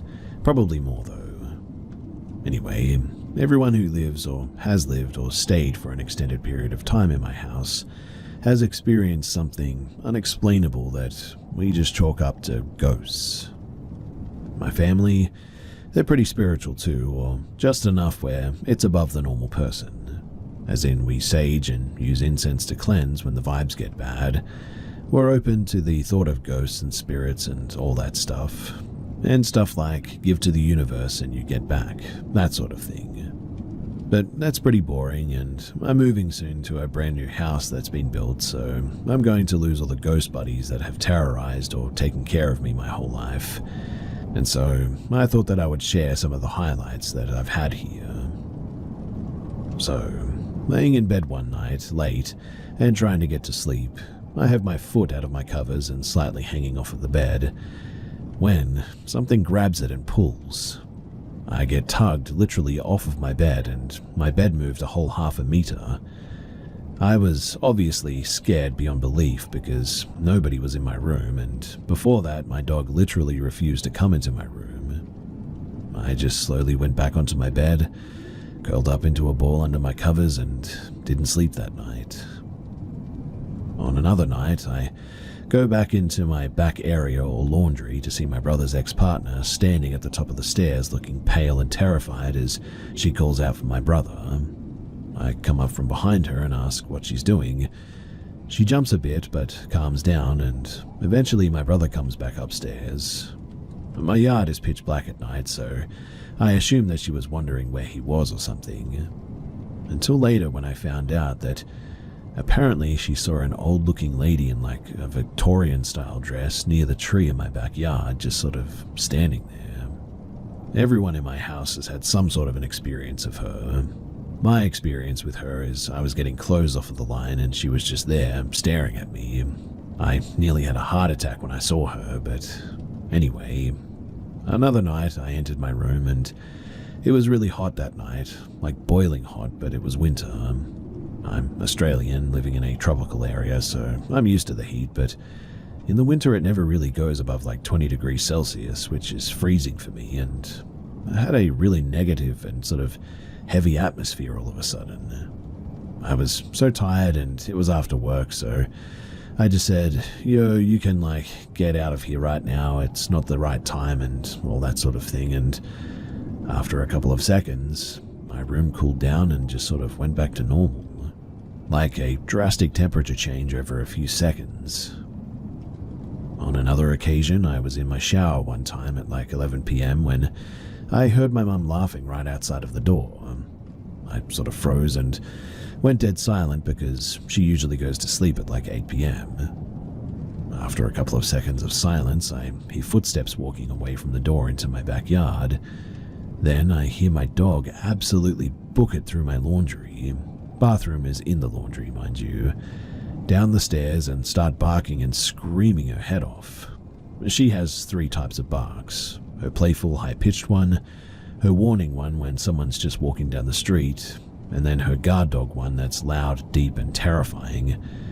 And she was definitely in her guard dog mode. My younger sister has a lot of stories of her toys just sort of flying off the shelves in her old room, and back when I was in that room, the same thing had happened. What also happened though was the closet. That room is the only one with a built-in closet. It's also the smallest room, but it was opening and closing throughout the night. And let me tell you guys, I'm currently 16 and I still struggle to open and close it, since the little slidey bits are all rusted and the door is really heavy. As a child, my grandfather died. Great-grandfather, we just call him Grandpa though, and after his funeral I was sitting on my bed and crying to myself because, well, I missed him. Plus, this was my first experience with mortality like this. 2 people enter my room and start comforting me. I recognized one was my grandpa, but I had absolutely no clue who the second person was. That was until a couple of years later I saw a photo of my grandma, Grandpa's wife, and realized that it was her. She died before I was even born. All my life I've been told that she's my guardian angel and is the reason why I get into so much deathly situations and always come out alive and completely okay. My middle name is her name, which is a nice little thing, but her name is my middle name because when I was born, like a couple of hours after, when my grandpa got to see me, I apparently gave him a look that my grandma used to give him all the time, and he went, "Man, she looks like her," or something like that. So they made my middle name her name. At night, you would always hear footsteps walking down my hall. Either it's the house settling or it was definitely somebody walking. Something was going on for sure, and most of the time you could hear the distinct footsteps. Sometimes I would also hear the sound of my dead dog crying. That kind of freaked me out, but if I have my hand hanging off of my bed at night, I could always feel someone holding it. Not doing anything bad, but they would just hold it. Sometimes I would also feel that feeling of someone brushing their thumb over my knuckles. It was kind of nice, I guess. It's not nice, however, when I get the feeling of hot breath on my hand. My house is 2 stories. The story has the formerly front room, which is now my brother's room and my pop's workshop. We live upstairs, about 8 or so meters up. I'm not great at estimating though, so yeah, I think it's about 8 meters. But the tapping at the windows is especially weird, and I really hate it. I also hear knocks on my door all the time. I know better than to open my door when I hear 3 knocks, but sometimes I hear rapid, loud knocking on my door, and when I open it, there's never anything there, which is very weird. And the final little thing about my house, which is more sad than scary, I guess, but my pop died last month, and he spent a lot of time under the house in his workshop doing stuff since he was a builder. Nobody can go under there now since there's a heavy feeling of being watched down there. Not watched in a bad way, but just sort of watched, like somebody is observing you. Honestly, I hope he is watching over us, but I also hope that he was able to pass on peacefully. Anyways, that's some stuff that has happened in my house that I can remember, and I hope that if you've listened to the end here that you've enjoyed it. I mainly write this for myself since I get really paranoid the moment that ghosts and stuff are brought up. This is like exposure therapy, I guess you could say, confronting my fears or like acknowledging it. I don't know, but it felt good, and I hope this helps me feel peaceful at night at the very least. And I hope it didn't have just the opposite effect and I won't be able to sleep again tonight. So, wish me luck.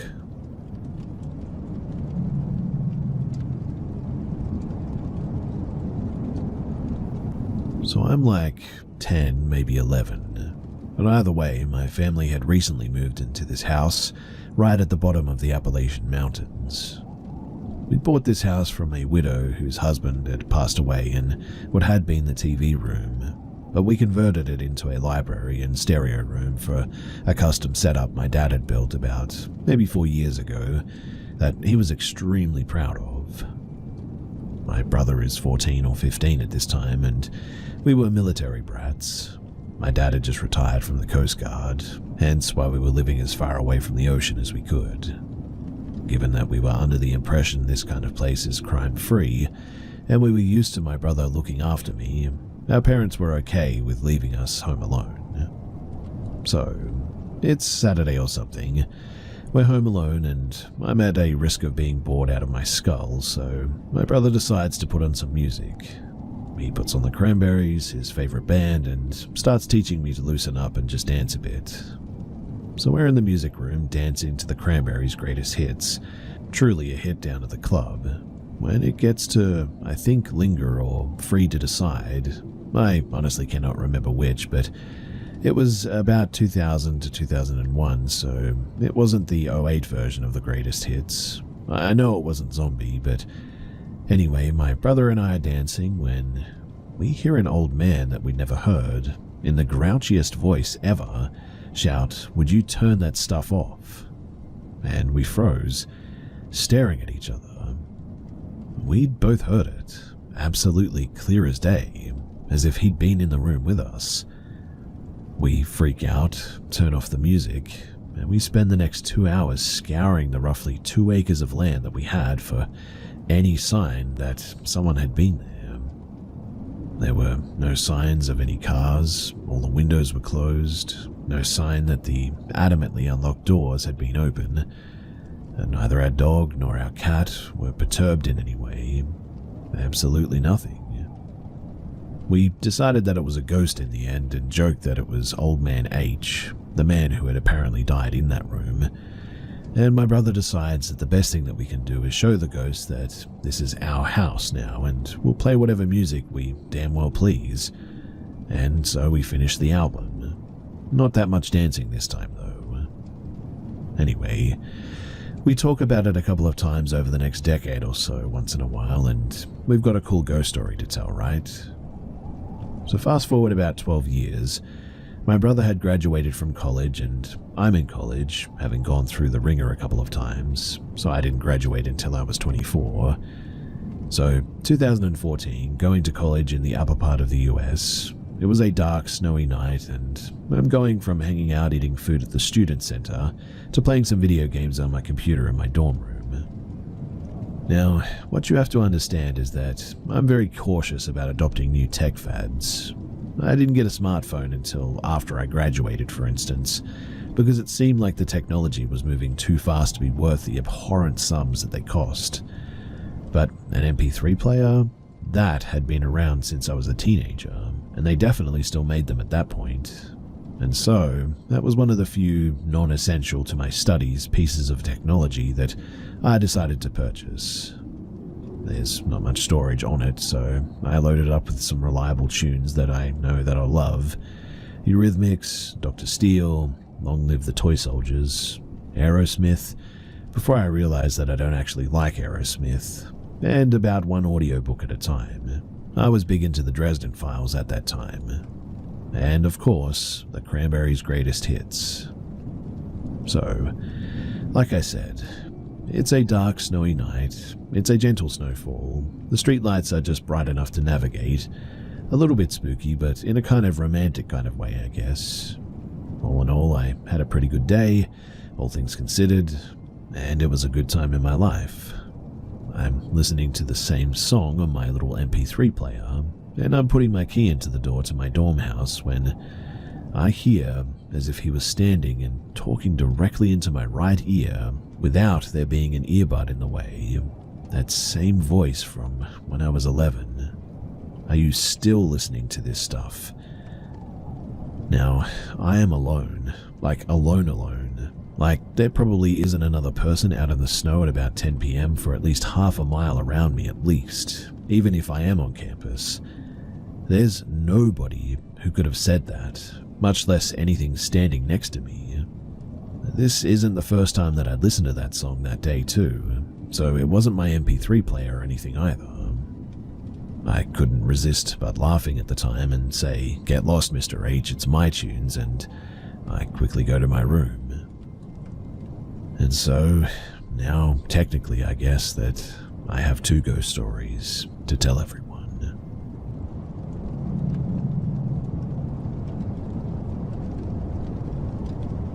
Back when I was in 6th grade, around 11 years old, I lived in an old apartment that always had a strange vibe. My school bus arrived early in the morning, so I was usually the first one in my house to wake up and get ready. And one morning, while brushing my teeth, I noticed something in the mirror, a black shadowy figure standing right behind me. It was only for a split second, gone before I could even process it. I brushed it off, thinking that my eyes were playing tricks on me. But then it started happening every single day. Each morning, in the same spot, I'd catch a glimpse of that dark figure in the mirror, only ever for a millisecond, but it was there. I convinced myself that it must just be my imagination. I was too scared to acknowledge it because I thought that if it was real and I showed fear, that it would only get worse. This continued for 2 weeks. Then, one night I woke up and I saw it again. This time not in the mirror though, but right next to my bed. It had no legs, just a dark, shadowy form. Frozen in fear, I stayed silent, but deep down I felt like it knew that I could see it. Terrified, I ran to my mother's room, desperate to tell her, but she reassured me, saying that it was nothing and that I was just imagining things. Coming from a somewhat religious family, she told me to stay calm and not to overthink it. But the figure kept reappearing. For the next few days, I tried my best to ignore it, but the fear kept building up until one night, I just couldn't take it anymore. I broke down crying and finally told my mum everything in detail. That's when she realized that something was really wrong, and without wasting any time, she took me to a temple. Things only got worse though before they got any better. I started having these terrifying nightmares about a presence that felt like a woman. In these dreams, she would whisper horrifying things, saying that she would kill me, that she wouldn't leave this place. The dreams felt so real that I even started dreading sleeping. At this point, strange things were happening in our home too. I used to play all around the house with my RC car, even going into the storeroom without a second thought. But after the shadow figure appeared, something changed.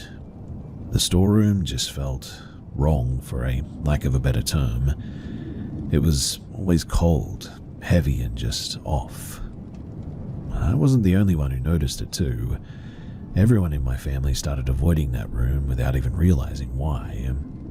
And it wasn't just the eerie feeling. Around this time, my family started arguing constantly over the smallest things.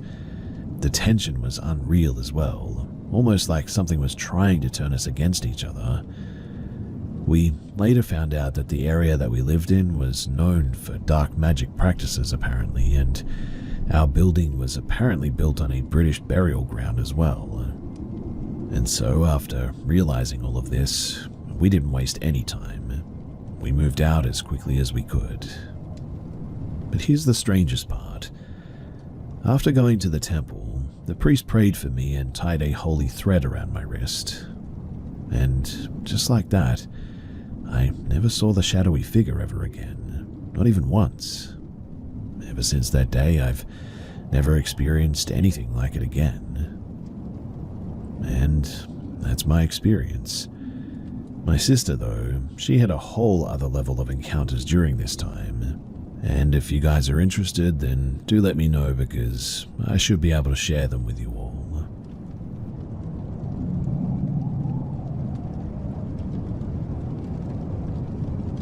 This is an event that I will never forget, and there is absolutely no way that I could have mistaken this. So, me and my sister were living in a townhouse together at this time. This was about 3 to 4 years ago. We lived in a suburban town where everyone really knew everyone. The town was filled with forests and cornfields, and so when it was nighttime, it did get a little bit eerie. So it was a Friday evening, and my sister and I were fighting over the phone about something minuscule, I guess, but we both worked together as well, so you can imagine how heated our arguments can get spending that much time together. Anyway, during the workday, we were going at it over text, and it had gotten to a pretty bad point where we may need to separate ourselves. As the clock hits 5 p.m., she leaves the office first. We're still texting and fighting over the phone to the point where I was almost in full-blown rage mode. I take a breather, pack my things, and head off back to the townhouse. I was contemplating going over to my parents' house, who live close by, but at that time I needed to cool down a bit and just be by myself. So as I'm driving, I am completely dreading seeing her there and having to go through yet another argument. But I get to the townhouse, I take a deep breath, and I walk towards the front door, preparing myself for another useless argument. I walk in and head to the kitchen, and thankfully she was upstairs in her room. Her room is located right above the kitchen, and I can hear clear as day a conversation she is having on the phone. And who was she talking about? You guessed it, me. She is calling me every name in the book, talking down on my character and saying downright evil things. At this point, I choose to call my mum to calm me down and tell her about the volatile situation that we're having. I need to talk to her about it in hopes that this argument can be done with.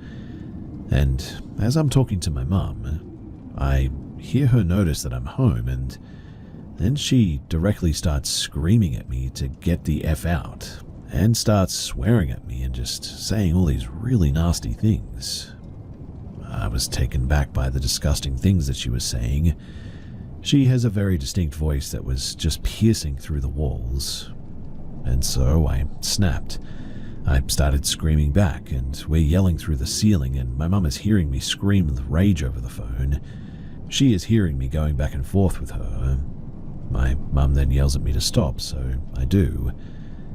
And the next words that she said, it just put pure terror straight into me. She quietly and slowly tells me, "Your sister is right next to me. She is with me right now at the house. Who are you yelling at?" And that is when I learned about mimic spirits. An evil spirit was mimicking my sister to enrage and feed off of the energy. So, pray up and be aware.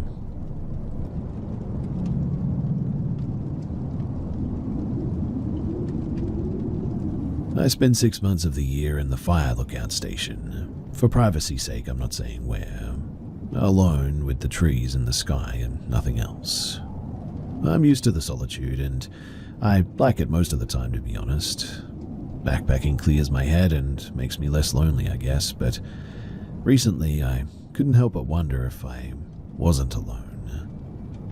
The first time that I saw her, I honestly thought that I was dreaming. It was almost sunset. The light was dying, but I could still look down the trail.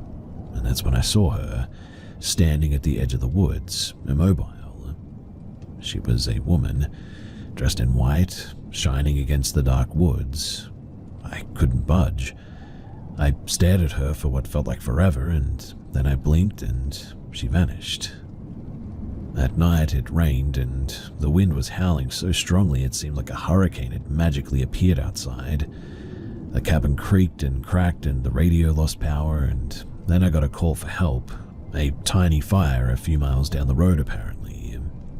We put it out, but I couldn't help but wonder if maybe the woman had started it. I tried to forget it. I maybe was just tired or hallucinating or something, and then it happened again. A week or so later, I was watching her from the tower window. She was on the ridge in the same white dress, just staring. My stomach twisted a bit, and I knew something awful was going to happen. That night, the wind came back again, and the old antenna fell over. I was alone for hours without any ability to communicate with the outside world. It's happened a few times now. I just keep seeing her, always off in the distance, always quiet. And every time something goes awry, a storm, a missing hiker, or even a bear that wanders too close. It's almost like she attracts chaos with her, like some sort of specter who brings calamity just for being there. I've tried talking to her, I've even yelled, but nothing. She just stands there. When she's around, too, the air just feels heavy, like everything is holding its breath. One night, though, it got worse. I woke up to this soft sort of tapping on the cabin door, tapping fingers, so to speak. I was already in a hurry before I got up, and I grabbed my flashlight and began walking slowly towards the door, telling myself that it must just be a branch or something. But the tappings grew louder, and I breathed deeply and opened the door, and there was nothing but the blackness. I swept the light around, but no branches, no wind, just stillness. And then I saw her. She was on the absolute edge of the porch, 10 feet from me. Her dress shone and I couldn't breathe. But her face was the worst part. It was, well, blank, smooth, no features. I instantly dropped the flashlight and it rolled, creating shadows everywhere. Out of nowhere, she screamed, and it was the worst ear-shattering scream that I think I'd ever heard. It felt like it had the power of 1,000 voices all at once. The sound was ringing in my bones, and I put my hands over my ears, but it didn't seem to make any difference. I could have sworn that my head was going to burst, and then, just as it had started, it stopped. I glanced up and she was gone. The night was once more quiet, as if nothing whatsoever had happened. I didn't sleep that night. Instead, I turned on every light and sat in the corner waiting. And I couldn't help but wonder, what if she had moved a little closer? And now, whether I'm in the woods or whether I'm at the cabin, I swear that I can feel eyes upon me. The air is icy and mere sounds make me jump. I just have music on the radio so that I don't feel so alone now. I have no idea if she's warning me or if she's bringing the bad things upon me, but one thing is for certain. I get this queasy feeling every time that I see her, and sure enough, something always goes wrong. Always.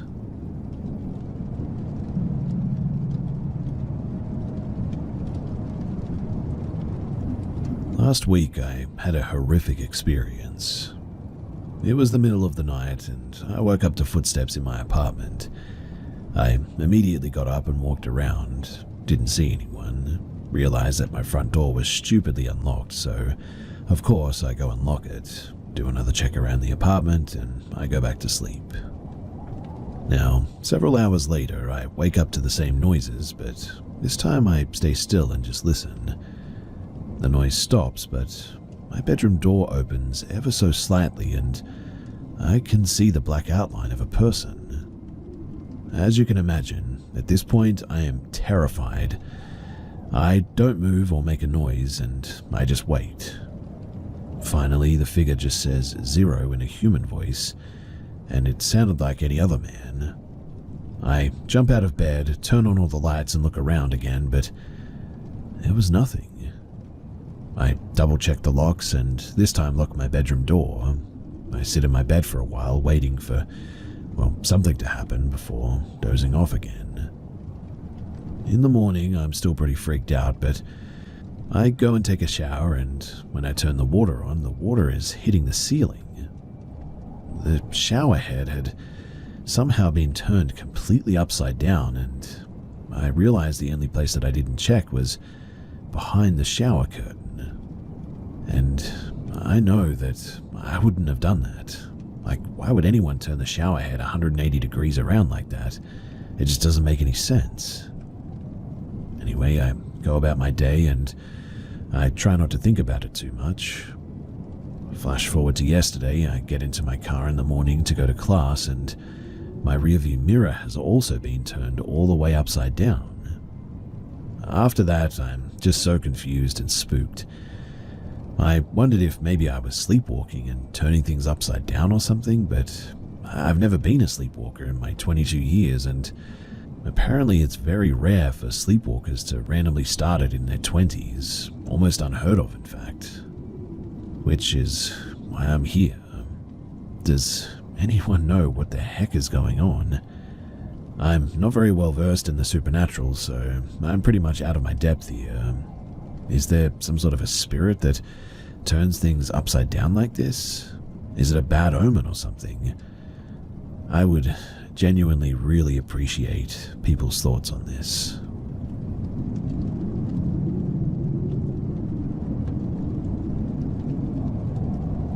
For the past 2.5 years now, I've been living in the north of the Scottish Highlands. And when I say north, I mean as far north as you can possibly go. I live in a region called Caithness, in the small coastal town of Thurso, which is actually the northernmost town on the British mainland.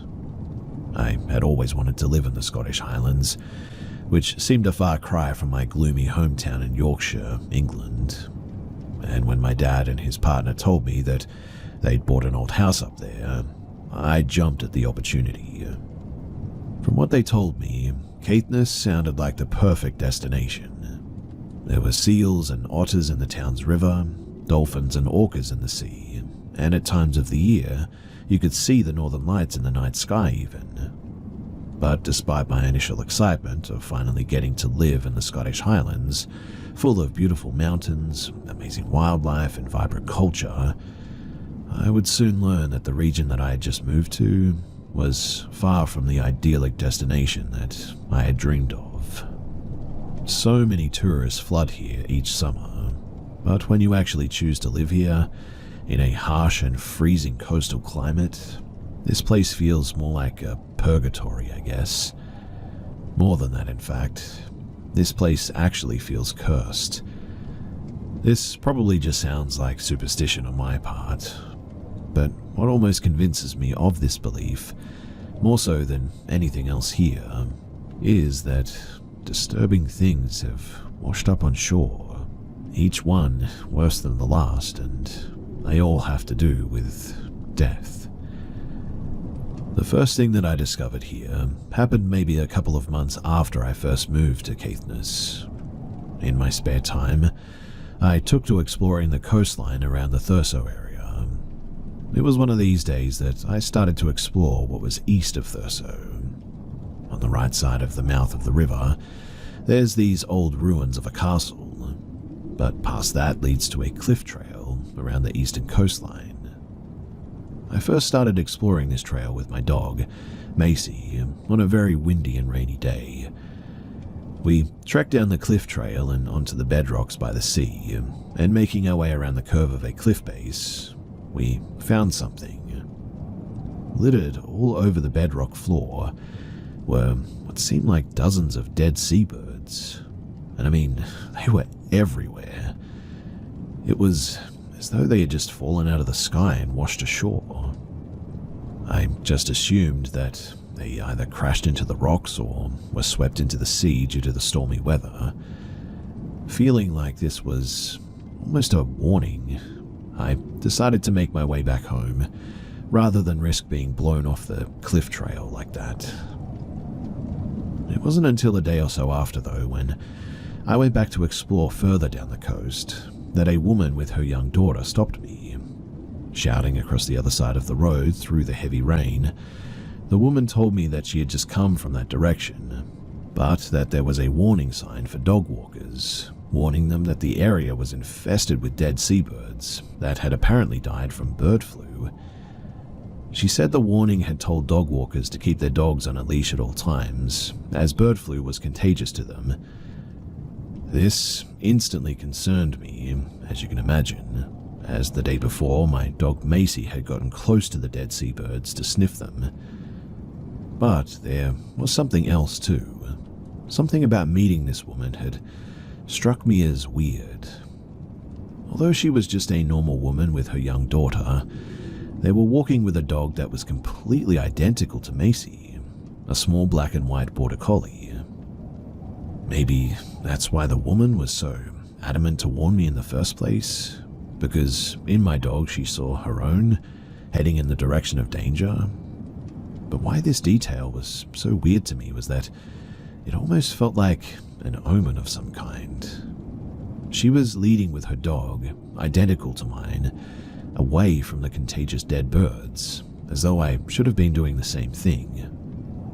And I know this is going to sound a bit crazy, but it almost felt as though it wasn't just the woman who was warning me, but something else, something disguised as a coincidence.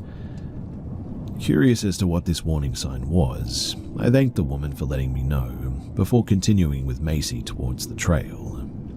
We reached the entrance of the castle ruins, and on the entrance gate I saw the sign that we had just been warned about. The sign was bright yellow and outlined with contagion symbols. If the woman's warning wasn't enough to make me turn around, this sign definitely was, and so I head back into town, all the while worrying that my dog might now be contagious.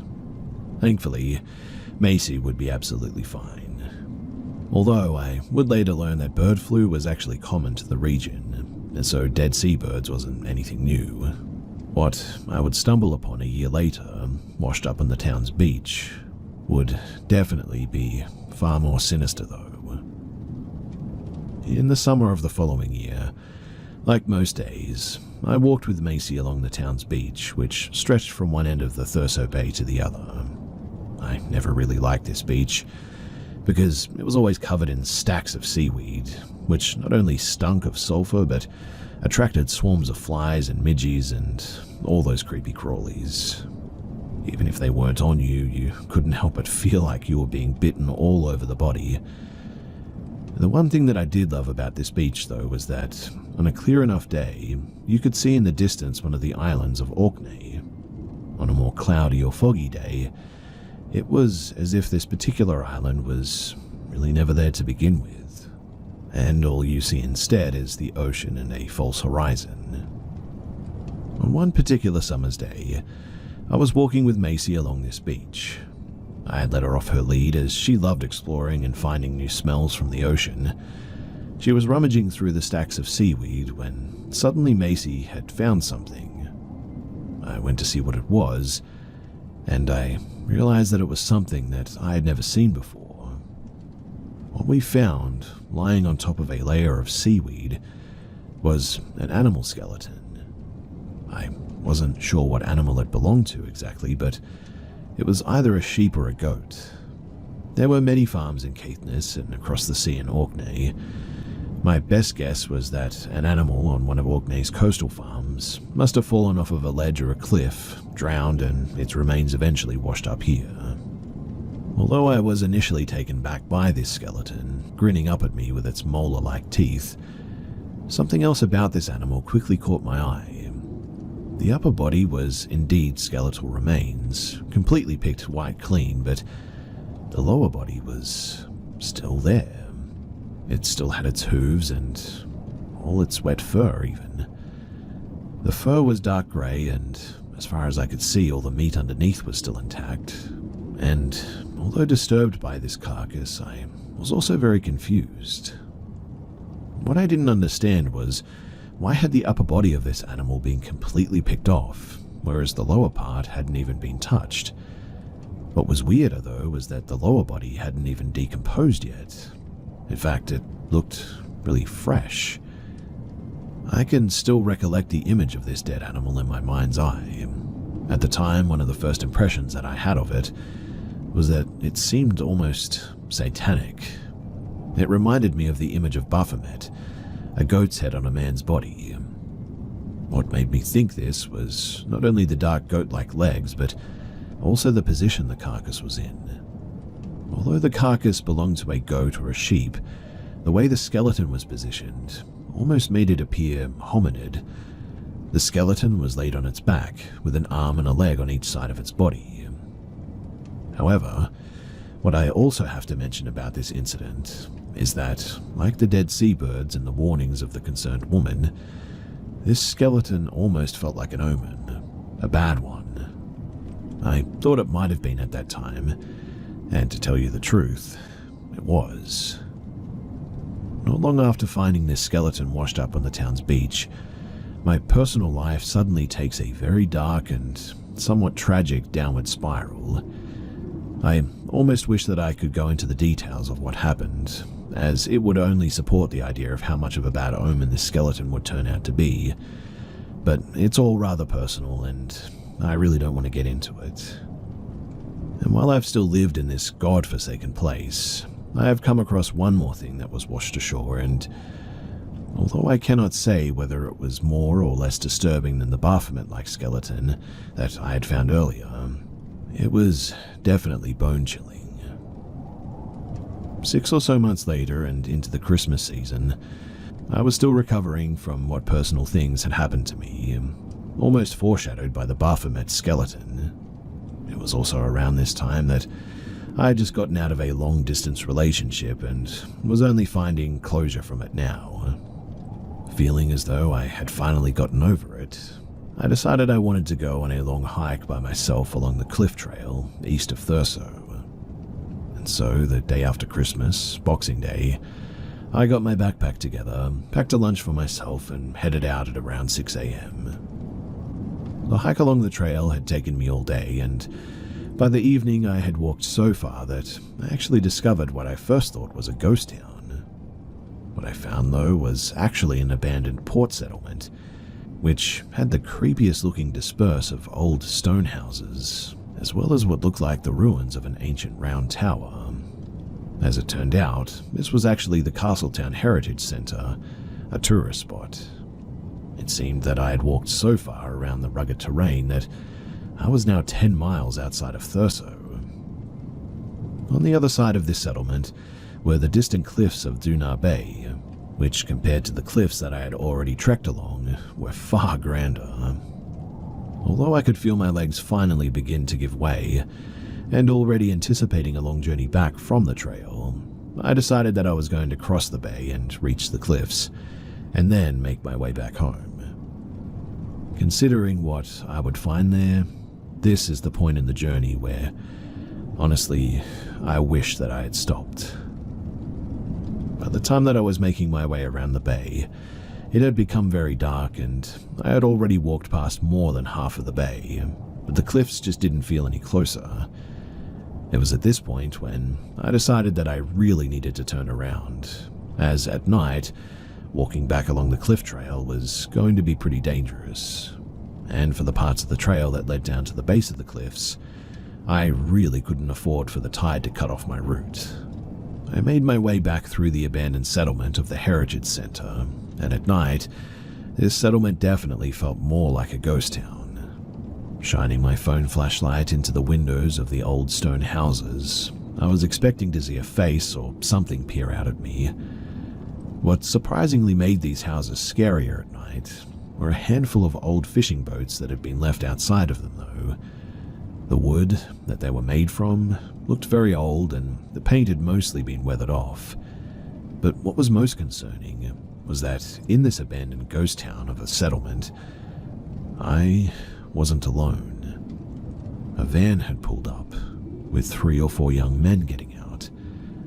I wasn't sure what they were doing exactly, but they were burning things into a trash can. What it was that they were burning, I didn't know. But as I made my way out of the abandoned settlement, every time I looked back at the man by the van, at least one of them was watching me. The abandoned settlement, the creepy men burning things by their van, that wasn't even the creepiest thing that I came across on that hike. The creepiest thing that I found actually came as soon as I decided to head back home, before I was even back at the Heritage Center.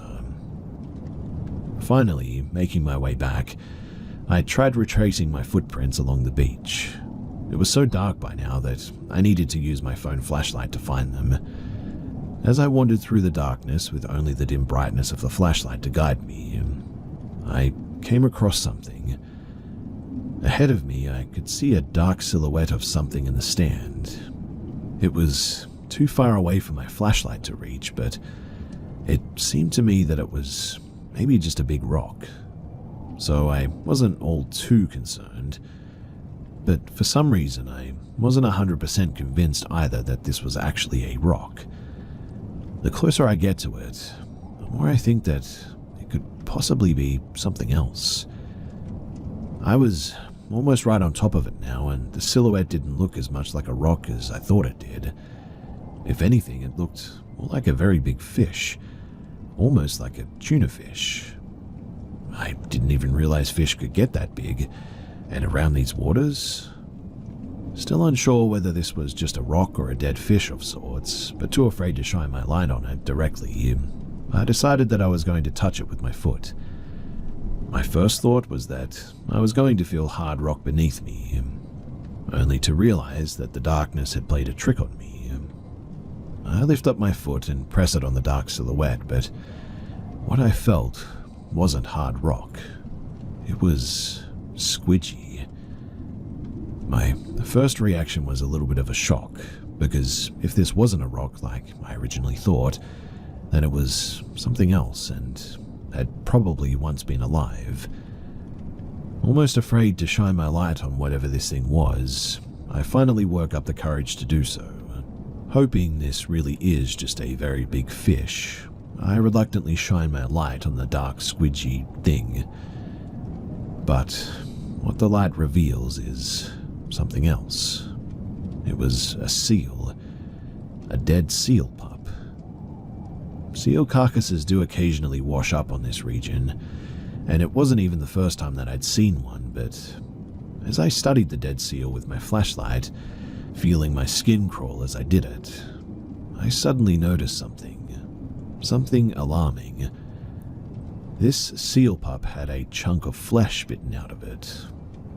For all I knew, this poor seal pup could have been hit by a boat, and that's what caused this wound. But the wound was round and basically a perfect bite shape. Depending on the time of year, there are orcas around these waters which occasionally hunt seals, but this bite mark was no bigger than what a full-grown seal could make. Did another seal do this? I know other animals will sometimes eat their young, but I've never heard of seals doing this. But what was even worse than the idea that this pup was potentially killed by its own species was that this pup, this poor little thing, was missing its skull. Not its head, just its skull.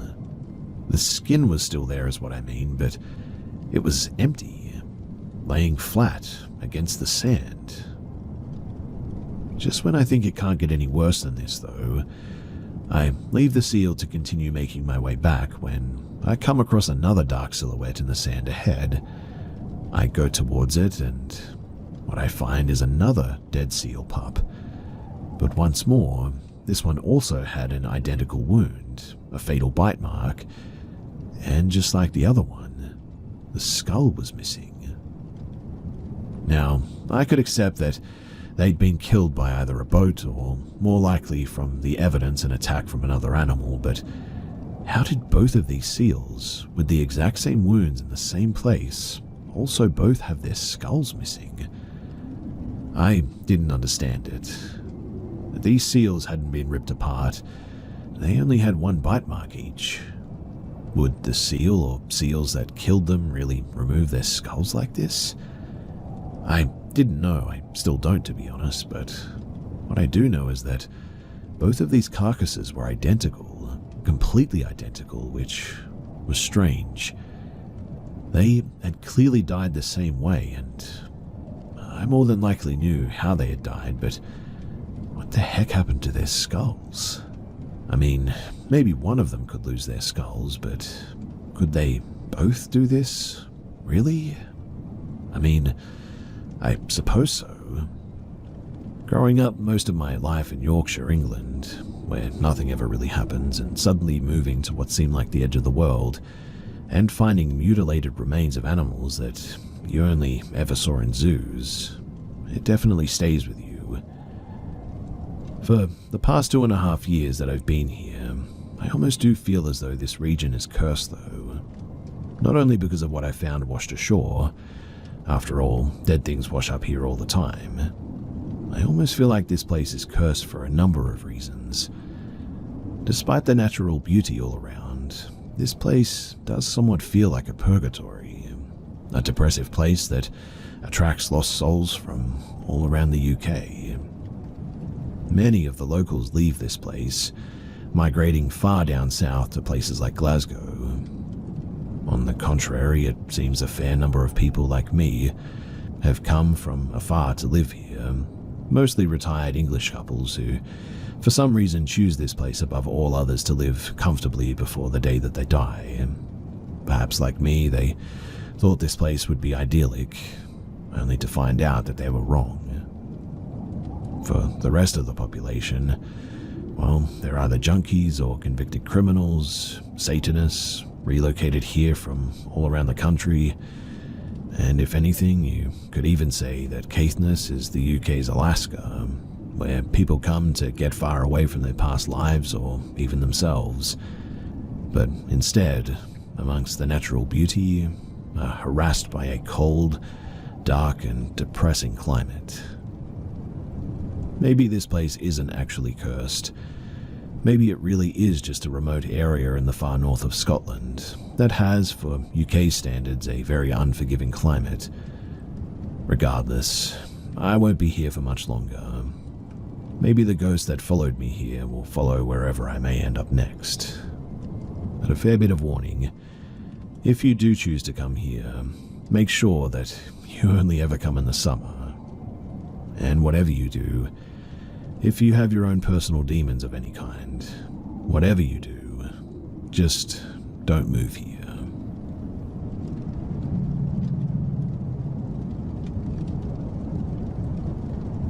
So, I guess the wildest thing that I've ever experienced happened last year, and I still don't know how to explain it without sounding like I'm making it up, but here it goes. So, it started with these little things going missing. I live alone in a pretty quiet neighborhood, so I figured that I was just forgetful at first. A protein bar here, a sock there, whatever, right? But then my TV would be on different inputs than when I left. Nothing huge, but just enough to make me second guess myself. The weirdest thing though was that I'd hear these faint bumps in the ceiling sometimes. I chalked it up to raccoons or whatever. My house is old, stuff creaks, but then one night, I came home late from work and I could have sworn that I saw a shadow move past the vent opening in the hallway ceiling. I told myself that I was just tired, imagination, but I still couldn't shake the feeling. So I set up one of those cheap motion sensor cameras that I bought off Amazon, pointed it straight at the attic access panel in the hallway. 2 nights later, I got a notification at 2:17 a.m. Motion detected. I opened the clip, and instantly, my stomach dropped. There was a person climbing down from the attic, like full-on quietly stepping down the ladder, looking around and heading into my kitchen. I instantly froze. I was in this house at that time that clip was taken too. Well, as you can imagine, I called the cops immediately, locked myself in my room with a bat, freaking out while they did the full sweep. They found no one at first, but when they checked the attic, there was a little setup up there, a sleeping bag, some snacks, a small camping stove, empty water bottles. Someone had clearly been living up there. The person was my neighbor's grown son, who apparently had some drug issues and got kicked out a while back. He broke in when I was on vacation a few months earlier, and just, well, never left. He'd sneak down at night to grab food or watch TV, and he got arrested. I moved out 3 weeks later, and I still have trouble sleeping in total silence because now every creak makes me think that someone's crawling around above me.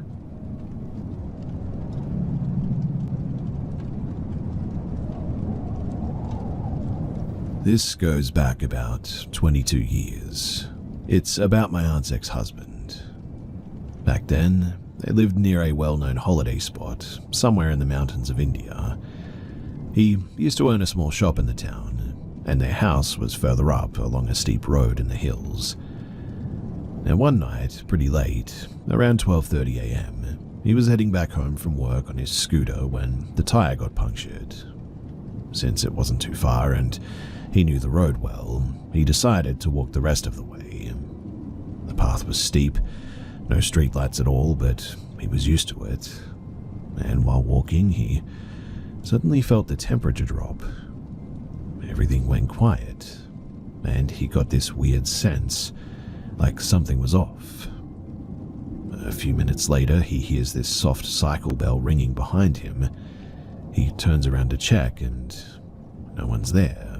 Nothing, in fact. When he turns back, there's this man, though, walking beside him. Someone who looked familiar, but he just couldn't place who it was. Even the voice sounded like someone that he knew, but he just couldn't figure it out. They kept walking together, and this guy was acting a bit strange, speaking in a low tone, kind of gulping his words. He kept asking for a cigarette again and again. Now, the ex-husband used to smoke, but for some reason he just didn't want to give him one. Something felt off about him. Then, suddenly, the guy puts his hand on his shoulder, like they're walking together as close friends. But it felt heavy, and he didn't say anything at first. They were almost near his house when he heard that cycle bell again. This time he turned quickly, but again, nothing behind. And when he turned back to the front, the guy was gone. But here's the creepy part. Even though the man had disappeared, he could still feel that heavy pressure on his shoulder, like someone's hand was still there. Freaked out, he ran the rest of the way home. My grandmother was waiting for him, and she said that he looked pale and was sweating like crazy, and apparently he just went straight to sleep without saying much. The next morning, he got up and went to take a hot shower, but the second the hot shower touched his back, he yelled. His shoulder was absolutely burning. He looked in the mirror and saw what looked like claw marks and scratches all over that shoulder, like something had actually dug into his skin. The locals believe that spirits or negative energy sometimes appear using familiar faces or voices. They try to trick you by asking for things like cigarettes or alcohol, stuff considered vices. Apparently, if you give it to them, they purposely drop it and ask you to pick it up, and that is when they strike. Either they try to possess you or they try to harm you. Another crazy detail too is that the place where the man vanished, well, it's just a few steps ahead and there's a small temple there.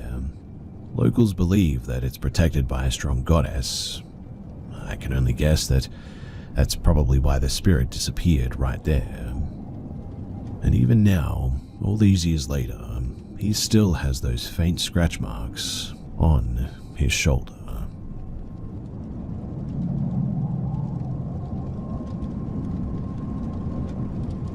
This happened to me during that strange time between the first and the second COVID lockdowns. Back then, my dad was working as a manager at a banquet hall. As soon as the restrictions lifted, people rushed to get their weddings and engagements done, so he got insanely busy at the time. He used to come home really late, around 2 a.m., and leave again by 6 in the morning. Barely any rest, but one day he casually said, "Thanks for pressing my legs last night. I really needed that." Me and my mother just looked at each other, because we hadn't done anything. I mean, we were out cold the entire night. He just smiled to himself, though, and said, "Must have been my dad then." You see, he lost his father when he was really young, and he loved him deeply. He genuinely believed it was his dad looking out for him as well from the afterlife, helping him during those stressful days. This kept happening, night after night. He'd mention a feeling of a presence, a pressure on his legs, or bed shifting gently like somebody was there. But then came the night that made things unsettling. He got home super late and I was still awake, just gaming. He walked in, saw me, and just sort of lost it. "Why are you still up? You've got class tomorrow." We argued, just atypical heated back and forth, and after that we both sort of stormed off to our rooms. Now, the layout of our house was simple. Living room in the middle, my room to the left, my parents' room to the right, and if either of us stood at our door, we could see the other across the hall. I went back into my room, but I didn't sleep. I was still irritated. So instead, I just got back into gaming. Around 3:30 a.m., though, I heard the bed in my parents' room creak, then heavy footsteps coming toward my room. I panicked a bit. I quickly got under my blanket, pretending to be asleep. The footsteps, they came closer, and then they stopped, right beside my bed. I held my breath a little bit, but I could hear it. Slow, heavy breathing right next to me. It didn't leave for 15, maybe 20 minutes, and I just sort of laid there frozen. Eventually, the footsteps walked away, no creaking this time, and just silence. I must have dozed off after that, still wrapped up in fear.